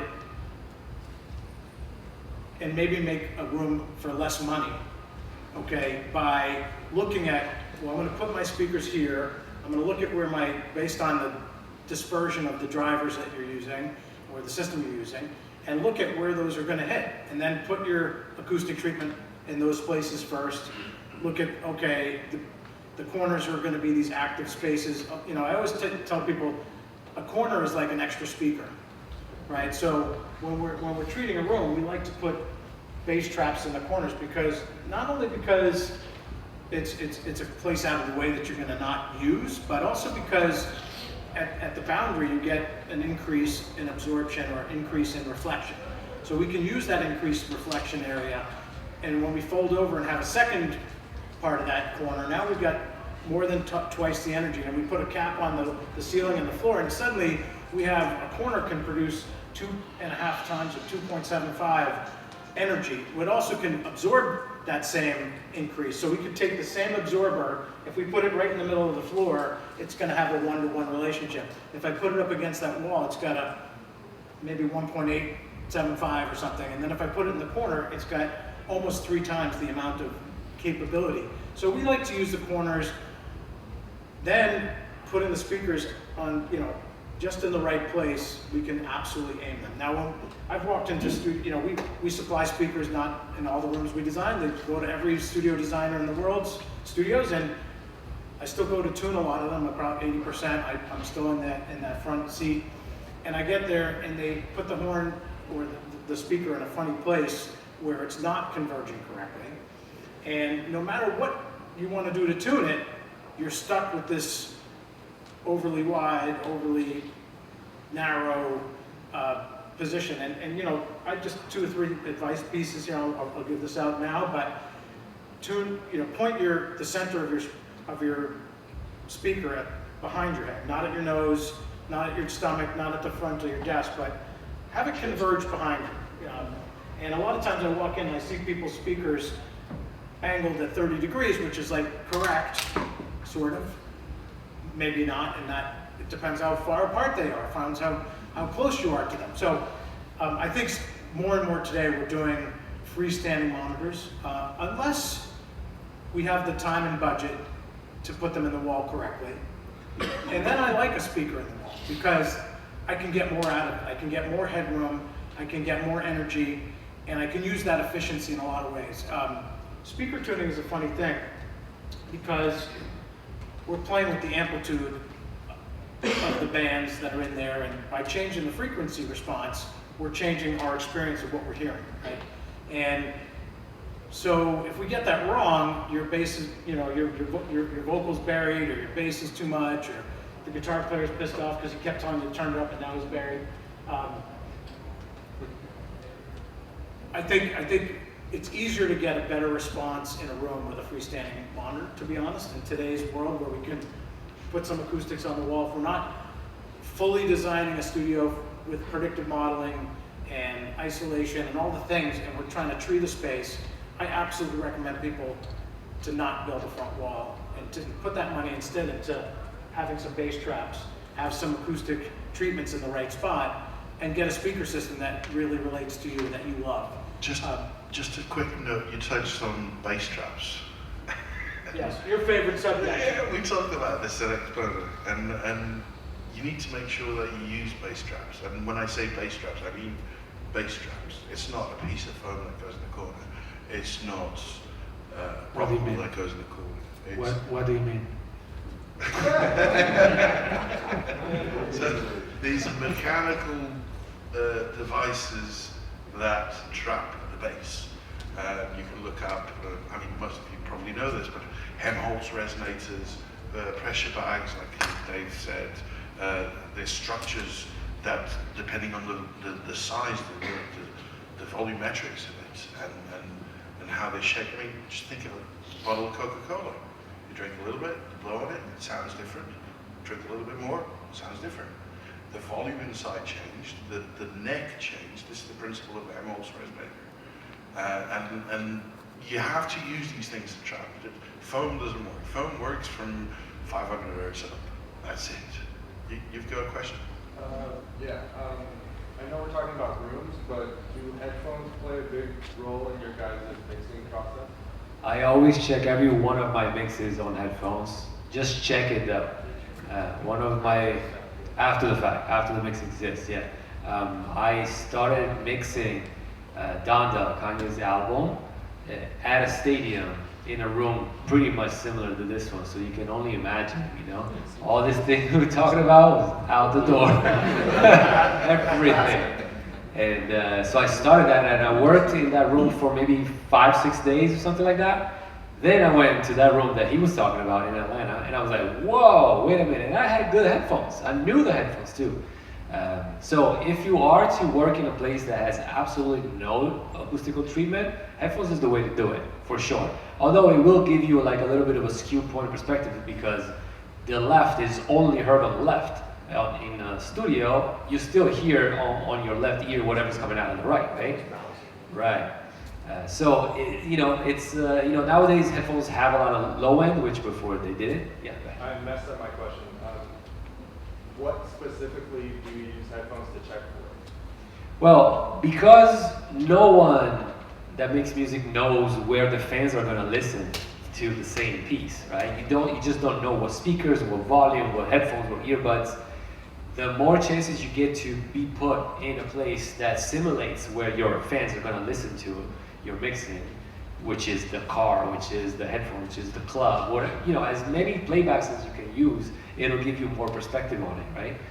So the headphones is that space in which you're now inside of the music, meaning like the thing I was talking about with the stereo, but also you for the first time have the speaker on your ear. That's a different perspective. There's no air in between the speaker and your ears, right? So, I'm not after a specific thing. I just want the experience that I'm having now on headphones is somewhat similar to that I'm having on small speakers or large speakers. So that's what I'm after. Yeah. So we're going to move on to another question to see where we can go. I'm going to try to keep this one a little shorter and get a quick answer from each of you. Motif. Yeah. What are the key components in your own personal studio? Speakers number one. So that's key. Speakers. What kind of speakers? What kind of speakers do you use? So I have Osberger's dual 15s with an 18 sub monolith. So they're freestanding.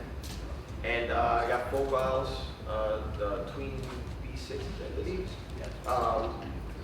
Those are for near field or whatever, for reference. So for me, that's number one, speakers. I definitely want to hear, like I was talking earlier, the pressure. I want to feel that, instantly. And then interface for sure, the interface and my monitoring. What interface do you have? I have a Burrow mothership.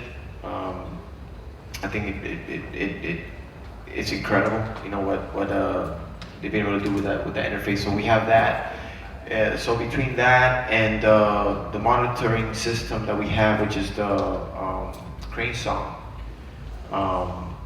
So to me, those are like the key components. I could either work in my laptop or work in the big system, the Mac Pro or the laptop, or listen out of an iPhone. But as long as I have those three components, I'm winning. So the microphone makes less difference to you? I mean, look, it's hard to say, you know, obviously a good capture is a good capture, right? I mean, I'm talking about like key components, you know. I might not even be using a microphone. I might just be working strictly off MIDI and, you know, a controller into my laptop will do. I mean, that conversation of mics and capture is so extensive, you know what I mean? Because, you know, obviously, you know, having a vocal recorded is not the same as having, you know, salsa, you know, timbales and congas and bongo and that set of mics, or, you know, 22 mics to mic a orchestra, you know, or 8 mics to mic a piano. So the mic thing for me is, you know, subjective. Obviously, having a great capture is key, but to me, as a producer, having, you know, the speakers, you know, a great interface, and you know, the monitoring system to me is key. Everything is important, of course, but ergonomics is another one that's very important. You know, we sit in these chairs and work on these desks for hours and hours and hours. You know, it's long hours, so that's very important. You know, chair accessibility, having everything at reach when needed. Another thing is the air. That's another big one. We're working in a space where there is no usually windows open and airflow like that. You know, so air filtration and recirculation, you know, the fresh air intake, very, very important. Now this is obviously beyond the obvious speakers, of course. I too, I use 2 sets. I use the Augsburgers and the NS10s, have been forever. I use the subs of the Augsburgers on the NS10s since you set them up, every single day, all the time. That's what the TLA had over at Southeast Studios too, right? Well, yeah, and our newer amp has 2 inputs. Yeah. So you can use the second input off your sub input, Yeah. off your monitor controller, and add it to your earphones if you want. Yeah, use it every day. It's amazing, especially on NS10s, which are known for their crazy bass, right? So they need a little help, you know, a lot of help. Okay, cool. Echo, would you tell us the key things for you? I think key components of my personal studio, basically everything I have there, that's the reason it's a personal studio. Plus,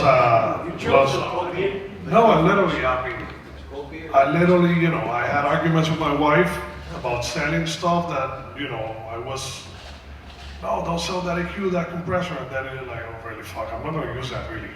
So we minimize the workflow, and literally what I have is what I use on every single mix. I have a lunchbox with chosen 8, 10 things that I use on all my sub-mix buses. I got a SSL Sigma that I love, that I usually go to on halfway on my mix after I already put everything in place within the different sub-mixes groups. And I mix on NS10s and Focal Solo 6. And one item that is crucial for me is the share I sit on. You know, I have back issues forever, and I've been mixing, you know, I spend more times with 2 speakers and Pro Tools than most of my kids' life. And, you know, most people don't realize, but for every minute of music, there's probably 12 to 14 hours, mostly done by people like us in this room.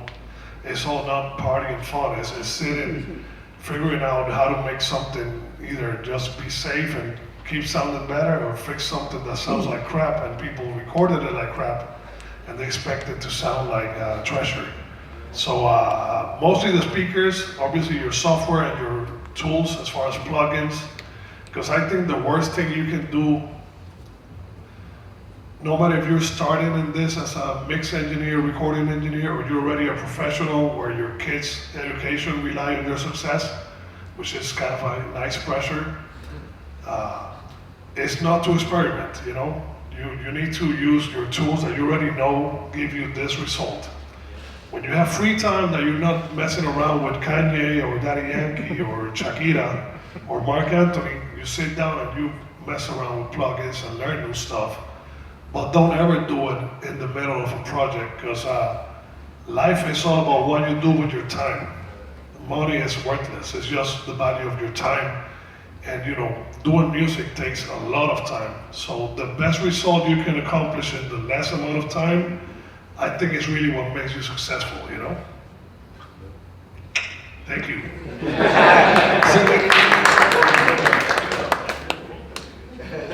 So I think I got it all wrong. I'm doing it all wrong. No, but I think everything's important. Obviously, for me, the ergonomics of the room. I walk into my room and I feel comfortable. I know I'm in the right place. You know, it feels good to me.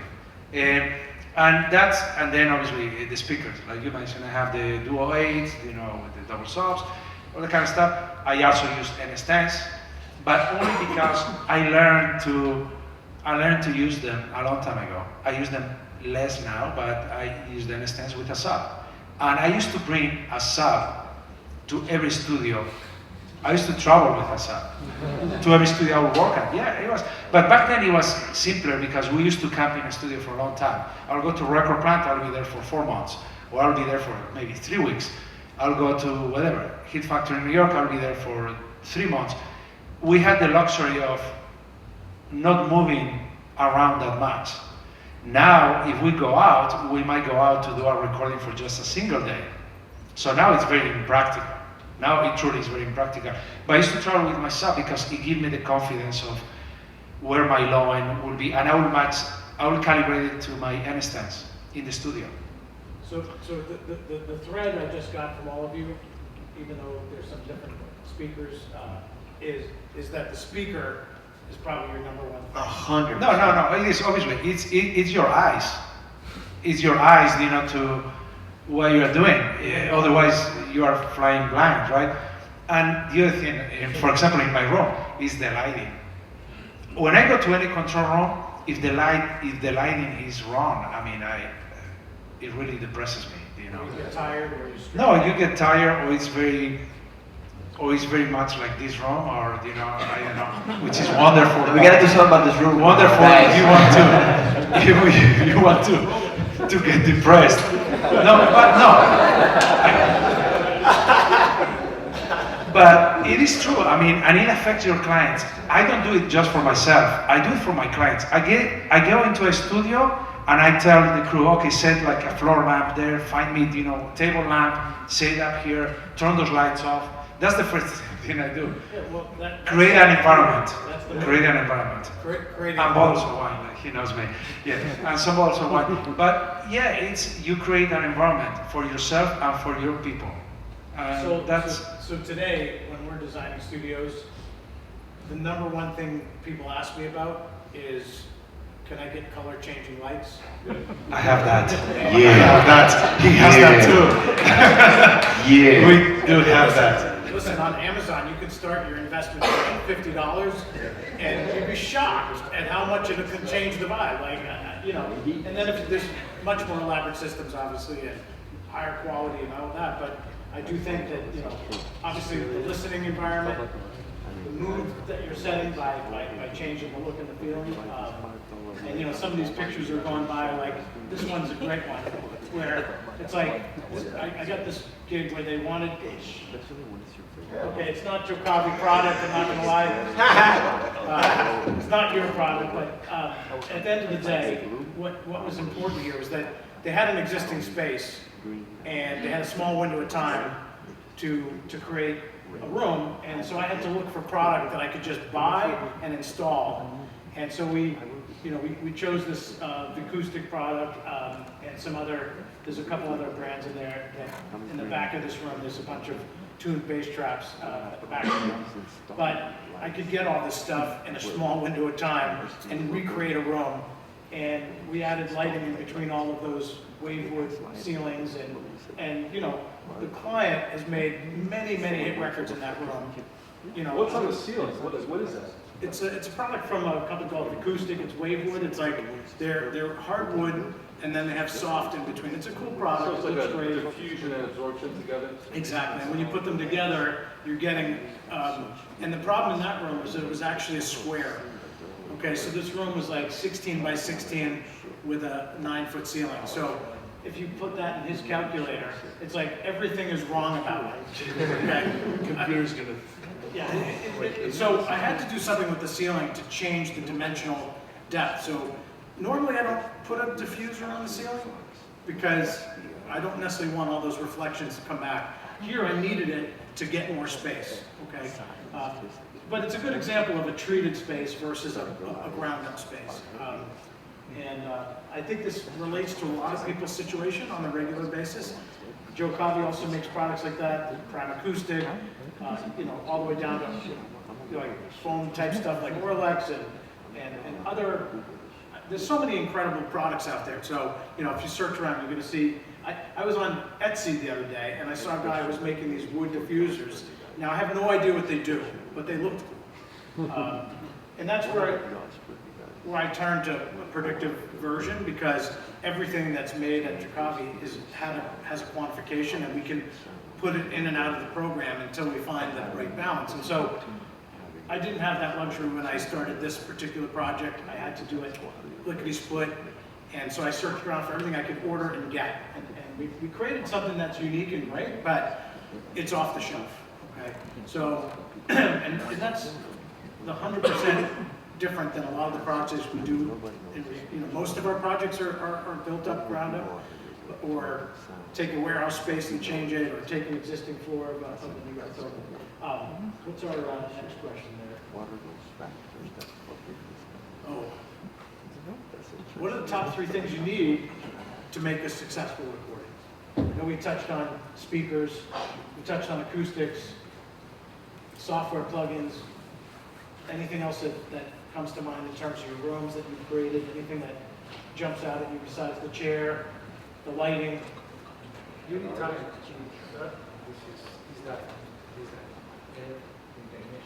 You need talent first, obviously, but you need your talent to want to be in the room with you making music. I think so. When I talk about the setting, the vibe of the room, that's why it's so important. I mean, we can never underestimate that.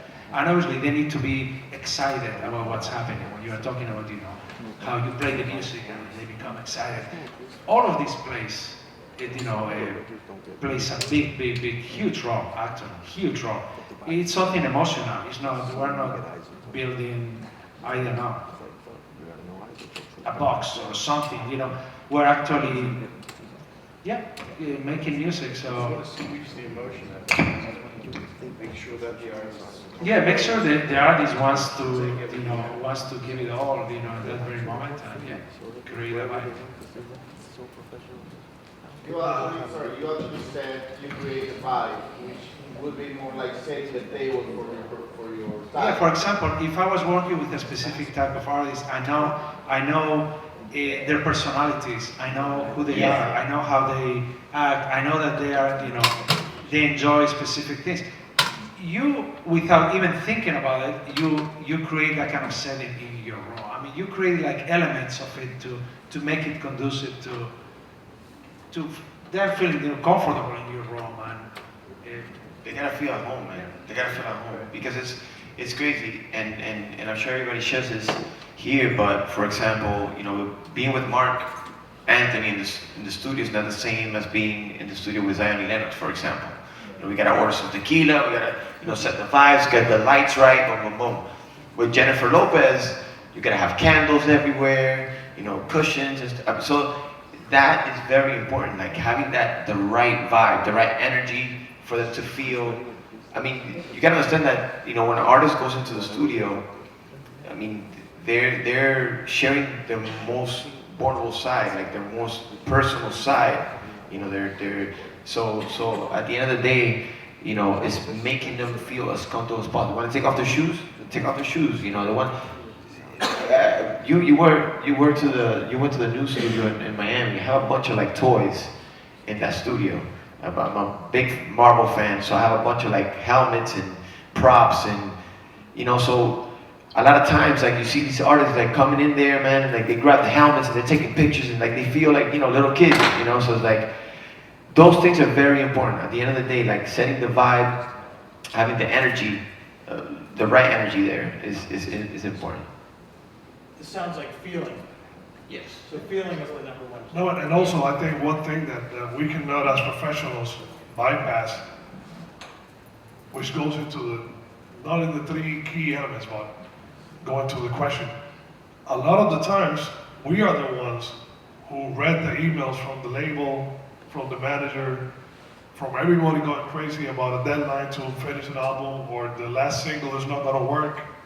You need to do this by tomorrow. You know, we are the ones a lot of the times who really have the whole pressure and the whole perspective of the, you know, measurement of the work, not the artist. And you don't wanna, obviously, you need to walk a very thin line of, how do I get this guy to do his best performance ever, to save his career in a way maybe, or save his project, without him knowing I'm doing so, or making him feel that pressure. And without transmitting that stress that a lot of the time, at least in my experience, you're the last line of defense. You know, you're ready, you know, the artist is gonna get there at 5, which means he's gonna get there at 8. But, you know, you have all the pressure since 9 a.m. from everybody in the label and everybody in the team making sure that they don't fuck it up, which means you cannot fuck it up. So I think those 3 elements need to be definitely mood and attitude. Obviously, you need the technical resources as far as mics, equipment, but I mean, the most important thing is what he said. It's actually the moment, the talent, the caption of that take that's gonna be an amazing song, amazing master, amazing recording. And then, you know, putting yourself, no matter the acoustics, if you spend $1 million or $100 in Home Depot, understanding your task, your responsibility, your moment, and what is it that you're doing, you know? You don't need to be a studio designer. You need to understand what your role is at that moment and just perform it. You know, I think that's a key part of what you need to have. Yeah, I was gonna add, you know, to the, obviously the vibe and all that, that, you know, for me, number one, obviously, but, you know, to add to what Echo was saying, you know, checking your ego at the door, that's one of like one of the most remarkable quotes I've ever read in my life from Quincy Jones. Check your ego at the door, you know, and understand that, bro, like, you producer, engineer, whatever it is, but you're there as an instrument to the artist. You know what I'm saying? At the end of the day, you're there to translate their feeling, their you know, their idea. You know, if you're an engineer, you know, you're there to, you know, capture a great performance, make everybody feel comfortable. If you're the producer, you know, act as an instrument. You know what I mean?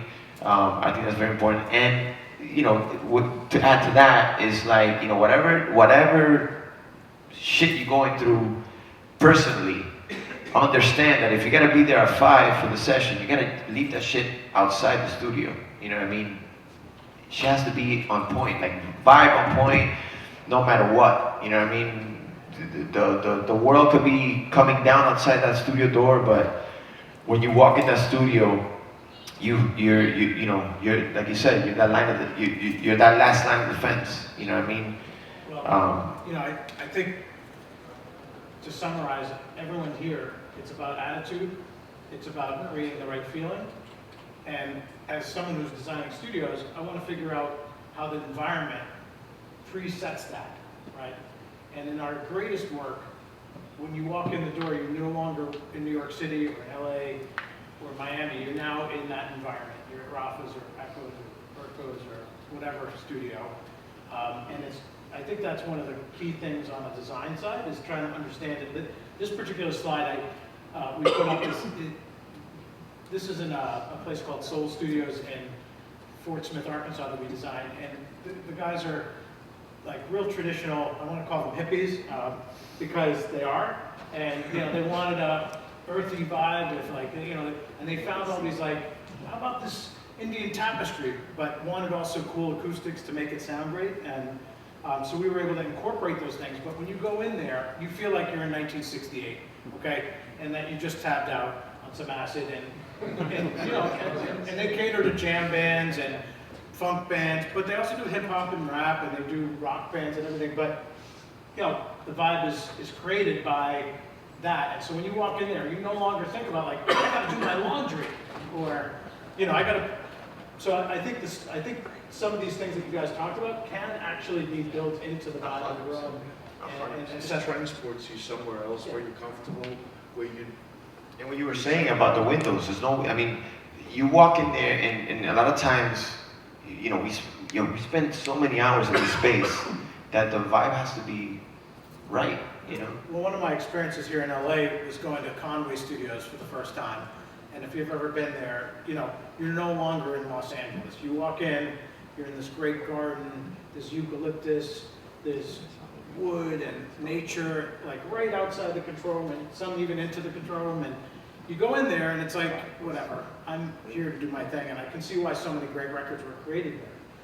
Because they created a great environment that gets you out of the other space you were just in when you pulled in. Can you give us the next slide? Before you go real quick on that slide, can you just quickly go over it? Is that diffusion, those red things, is that diffusers, and you got wooden diffusers on top? So actually, those are all ceramic diffusers. Oh. That's a product called Squarey diffuser.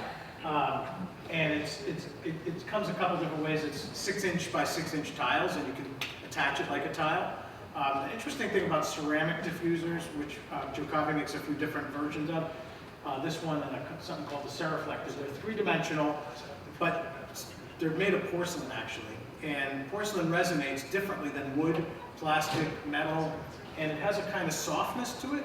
So while it's diffusing and spreading all of these little fragments out, it's also softening them. And so a lot of times in a shorter room or in a small room, I want to use a diffuser that doesn't give me a lot of harsh, direct response. I want it to soften the back wall. So I use either the Squarey diffusers or the Seriflector or a wood gleam, which has a lot of surfaces, but it pushes it in 3 dimensions. And I happen to like the way ceramic sounds. And it happens to light up really beautifully as well. What's the effects with the new ones? Yeah, those are quite interesting. But diffusers is a whole nother topic because they all do different things. You could have a 2-dimensional diffuser where you have like the old QRD slat diffuser with a face and a divider. Those give you a certain resonance and certain response. And so I lean more towards 3-dimensional diffusers today, but each one has a different thing. I saw a hand go up over there. Yeah, can you speak to how your acoustical criteria is different for a 714 setup considering the speakers overhead? It's a very interesting conundrum. We're with this Atmos environment, we're firing speakers in all different directions. It used to be we had 2 speakers, I could face it to the back of the room, I could have some absorption, I could put my diffusion to open up my stereo field, I could have my first reflections taken care of. Now it's like, where is the first reflection? It's everywhere, okay? So we have to be really cognizant of absorption and where we put that, and have to really think about like not over damping it because we do need the room to give us feedback equally. I can't read your message on 15 minutes. Oh, 15 minutes, great. So but I think the key thing to what you're asking is, the answer to that is to try to create a combination of enough live environment from the various areas and enough absorption to kind of balance those things so that we're never getting hot spots, and we do have to look at where the speakers are firing. The height speakers are often firing down at the floor, right? So it's a component that... There's all kind of signals too traveling across the room with this Atmos thing too. It's just like, it's kind of interesting, yeah. It's a definitely hard environment to control, no doubt about it. And so you think basically you have to play with more absorption in general, right? Yeah, the rooms have to be a lot more damped to be effective. If they're all live all over, you're never going to know what direction the height speaker versus the vibe or the surround. I have a question for your predictive model, because I was wondering of what kind of calculation method are you using in the low end and also in the high end, because those kinds of diffusers are small elements, very small elements. So what kind of coefficient are you using or to predict what will be the... The predictive modeling is based on the absorption levels of each material. and each of the panels. I mean, all the products that we create, we test in the chamber. We make sure we know exactly what are their absorption coefficients. And then we use predictive modeling using Sabin laws to actually calculate based on the amount of area. But the absorption coefficient doesn't take into account the phase. No, but I'm not working on the response. I'm just working on absorption and on the reverberation times of the room. The response levels done by this gentleman here. Oh, so By putting the speaker in, Yeah. what he's saying is that, I take care of the room. I make the room as flat as I can. I don't care about speakers. you mean, yeah, but you mean on the reverberation time, Yeah, but what about frequency response? that's done with him. well, it's a combination of things. Like, you know, obviously, like, the speaker system is the race car, the room is the track, right? Exactly. The more you can properly groom the track, the faster you can go, the more you can rely on the curves, and that's a lot more. I can rely on the vocal, I can rely on where the kick drum is. So I think it's a combination of two things. One is what we found in the predictive model is we can get a very good, I would say within 90%, 95% on what the room characteristics are going to be based on knowing the absorption coefficients and knowing what certain products will do in their locations. But at the end of the day, the phase response is going to be more about where you're putting the amplitude into the room, and what Exactly. position, what type of system, how much volume. That's the active part of the. I was more talking about impedance, boundary conditions. Boundary conditions. Yeah, because the wall are moving back and forth, especially if you do some gypsum layers and things like this. Well, you know, So, like if this wall was made out of cement and that wall was made out of gypsum, they're going to have a totally different response. Yeah. So yeah, it's acting on the wave, and so there is an impedance, the Well, so- ratio between pressure and velocity. So in a case of like, you know, a hard wall here and a softer wall there, I would try to orient the room to take advantage of those things, right? I'd put my hard wall at the front behind my speakers so I could really get the dynamics out of the system. So it's a combination of predictive modeling and also knowing and experience what happens when you have these conditions. Now, sometimes we have unknowns. We just have no idea. You know, we see a piece of sheetrock, we don't know what the person did behind the sheetrock, right? So unless we're demoing it and going all the way down to the base layers, we don't know.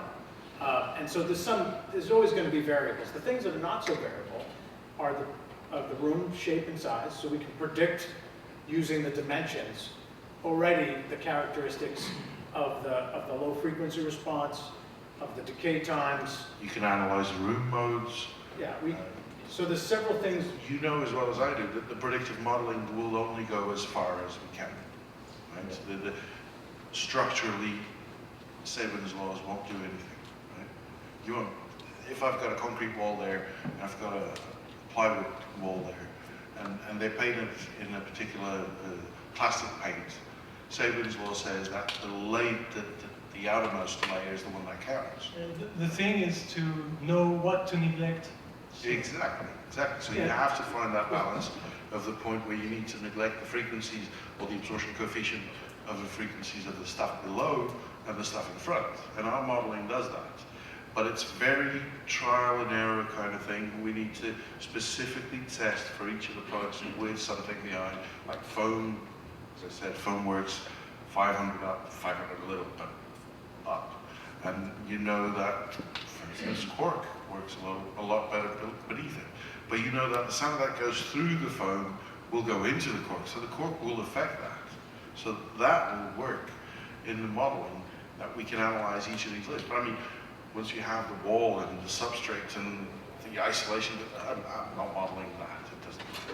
It's not practical. I could, but it's not practical. I think the idea, okay, is to try to take as many variables out of the equation as possible. And there's more and more products, you know, out there that have coefficients, but there's a lot of stuff out there that has none. And there's a lot of manufacturers out there that are making isolation products that have, we haven't tested this, we're not publishing any spec on it. And people are buying them left and right and making rooms that they think it does something, so they use it. So we're trying to take some of the guesswork out of it. Is there still some experience thrown into that? Yes. Part of it is that with measured products and measured room and building that model from the dimensions, the three key elements of it, in a lot of cases, the dimensions of the room actually dictate more about the room than than almost anything else, because that's the starting conditions, right? So if we know we've got because we can't change the shape of the room, this is the room we have, so let's understand it, and then say like, okay, it's going to have a ton of buildup at 75 hertz. Then we can then look at products that have a great coefficient at 75 hertz, or make a tunable bass trap that captures that thing, and see if we can put enough of those into the space. And sometimes we look at it and go, you know what, there's no way to heal this room because the buildup is so far out of what materials are going to provide, right? So that's where the electroacoustics component can come in, right? So when we have a tunable speaker system, we can activate the room differently. And I can't go over there and turn an EQ on for that wall, okay? But what I can do is if that wall is giving me a lot of 2K, I can adjust the 2K in the system so that the loaded room response is accurate at the listening position. Now, I may not be able to, if the room has a lot of those weird conditions, get it so that every part of the room is what Rafa's dream room was, where everyone hears it exactly the same. That's what we go for, right? That's what we want. But sometimes we have to go for like, well, and if it's a mixed position, like these, Erko is only mixing records. So we got to make it so that where he's sitting is absolutely great. If there's a little extra bass buildup in the back corner, if we can't perceive it at the listening position, we're going to be happy with that. We may even tell the client, hey, this room has this condition of it. Here's how we can address most of it. Here's some of the things that are going to be, by using this existing space, this is what we're up against.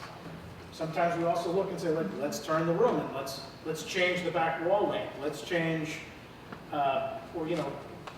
Louis had said, let's cut a piece of the room out because that may have more impact than the bass absorption that you put into it. So again, predicting what the room response is going to be and trying to get as close to those different elements as possible. And then using intelligent acoustic decision making to address them. Thank you. If I could take it back to mindset for 1 second. First of all, I learned so much. Thank you all. Great room, great engineers, great artists. Those are the three most important things I think we can all agree. You guys are great engineers, so I have to ask you. You already helped me get rid of my cell phone. I'm not going to let people sit there and tell me what to do with my mix anymore. How do I get rid of those voice text messages people send me? How do you deal with that? When you're using your ears all day long, you come out of the studio and you get these voice memos from people that are too lazy to type it, but they're like willing to talk it. That's the one thing that, how do you deal with that on a mindset level as engineers? Just to end with something kind of funny. You don't respond to those. At the moment they get the message, they start texting you, is everything all right? And then you respond, yeah, what do you want? It's more like a waiter, service. No, you gotta be patient. Obviously, this is a very patience-oriented business. Not everybody's meant to sit down and, people can barely hear a crazy song for 3 times. We probably hear songs for 100, 200 times. Try to fix it or find what's good, sometimes not much. You gotta learn when to ignore and when to absorb input, even from the wackest voicemail. Because I've heard voice notes from the artist that has no idea what the fuck he's saying. But at the end of the day, he's the one who's gonna perform the track over and over for the rest of his life. So you gotta somehow be able to separate your ego and absorb the input from everybody. Because I think in a business that you get paid for listening, you gotta become a great listener, even to the weirdest comment and the wackest person in the room. If you don't do that, I think eventually you're not gonna be that successful. And I know it's crazy because I've heard 7-minute voicemails on 3-minute songs. But you gotta somehow, I haven't heard a voicemail on a comment or feedback that I haven't been able to absorb something and make the mix better.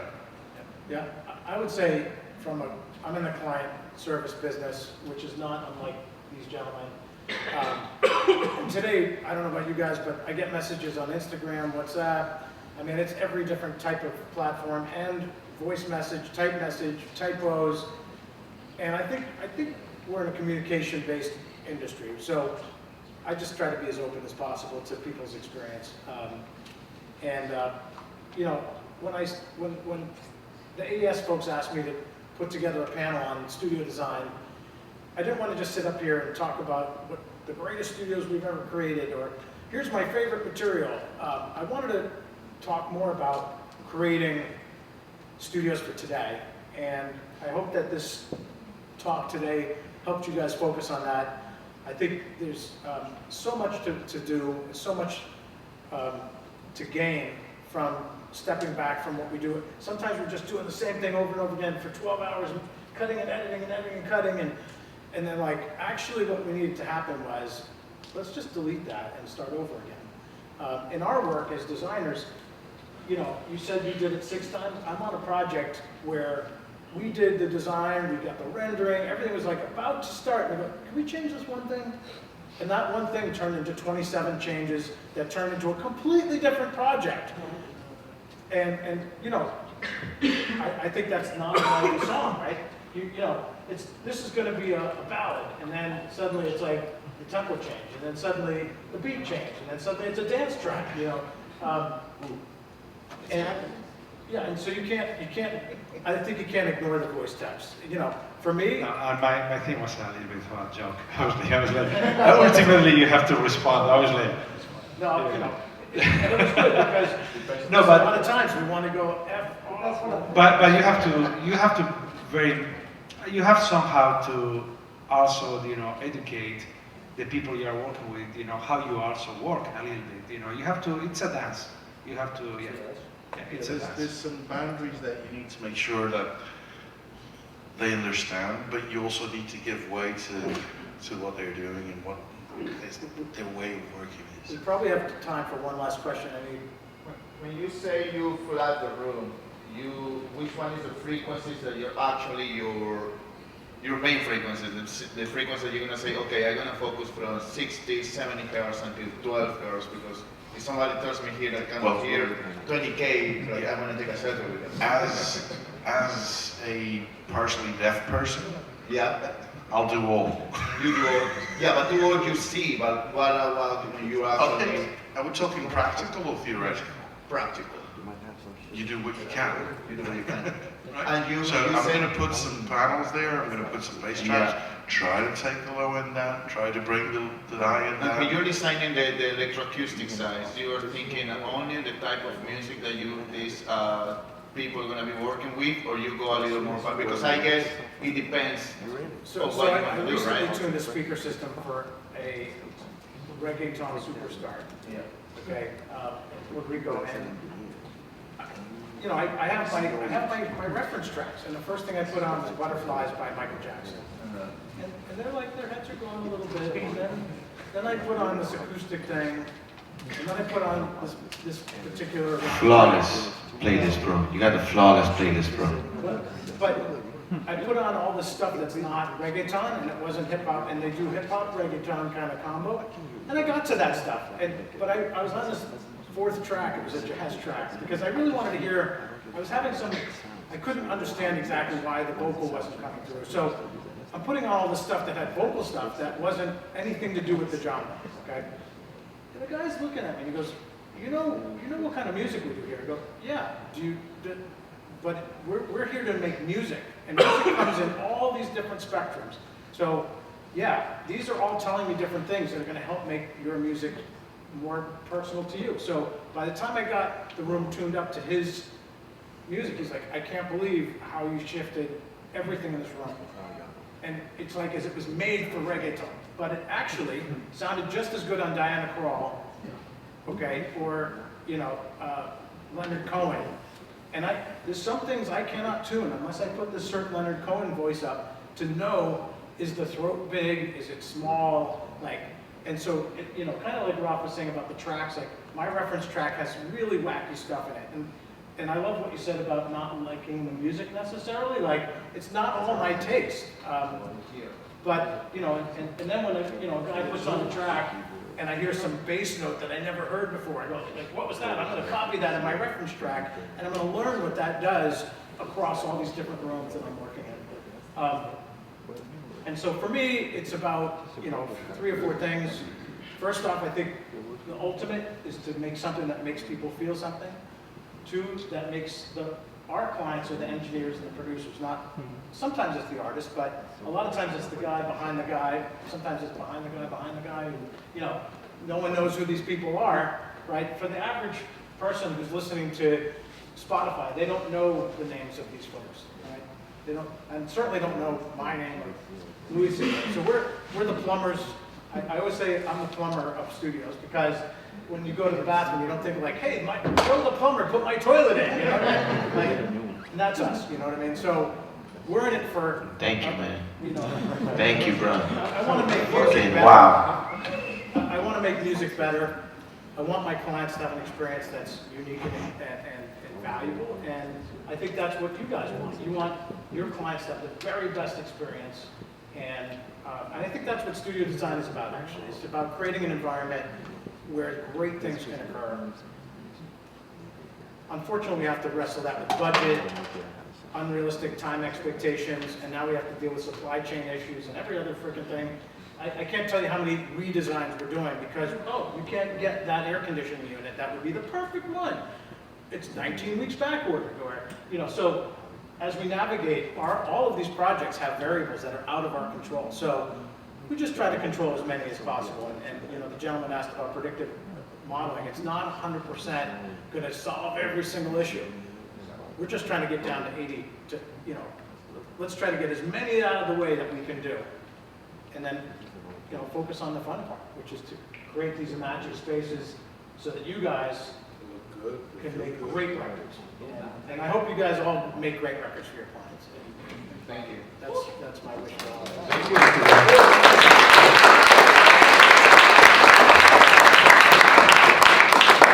Just one last thing I want to say. I'm grateful to the AES for inviting me to have this panel. The AES is a thread for our industry. I encourage everyone to participate in it. Join as a member, plug in, create community. It's very important that we also pull together in this time. We have so many conditions that are against us, against artists' rights, against monetization, all these different things that are plaguing our industry. And the more we can pull together on these platforms, the better. So I just ask you guys to check out, if you don't know the AES, it's an absolutely awesome organization, and it's only as strong as its members. So become a member. Thank you.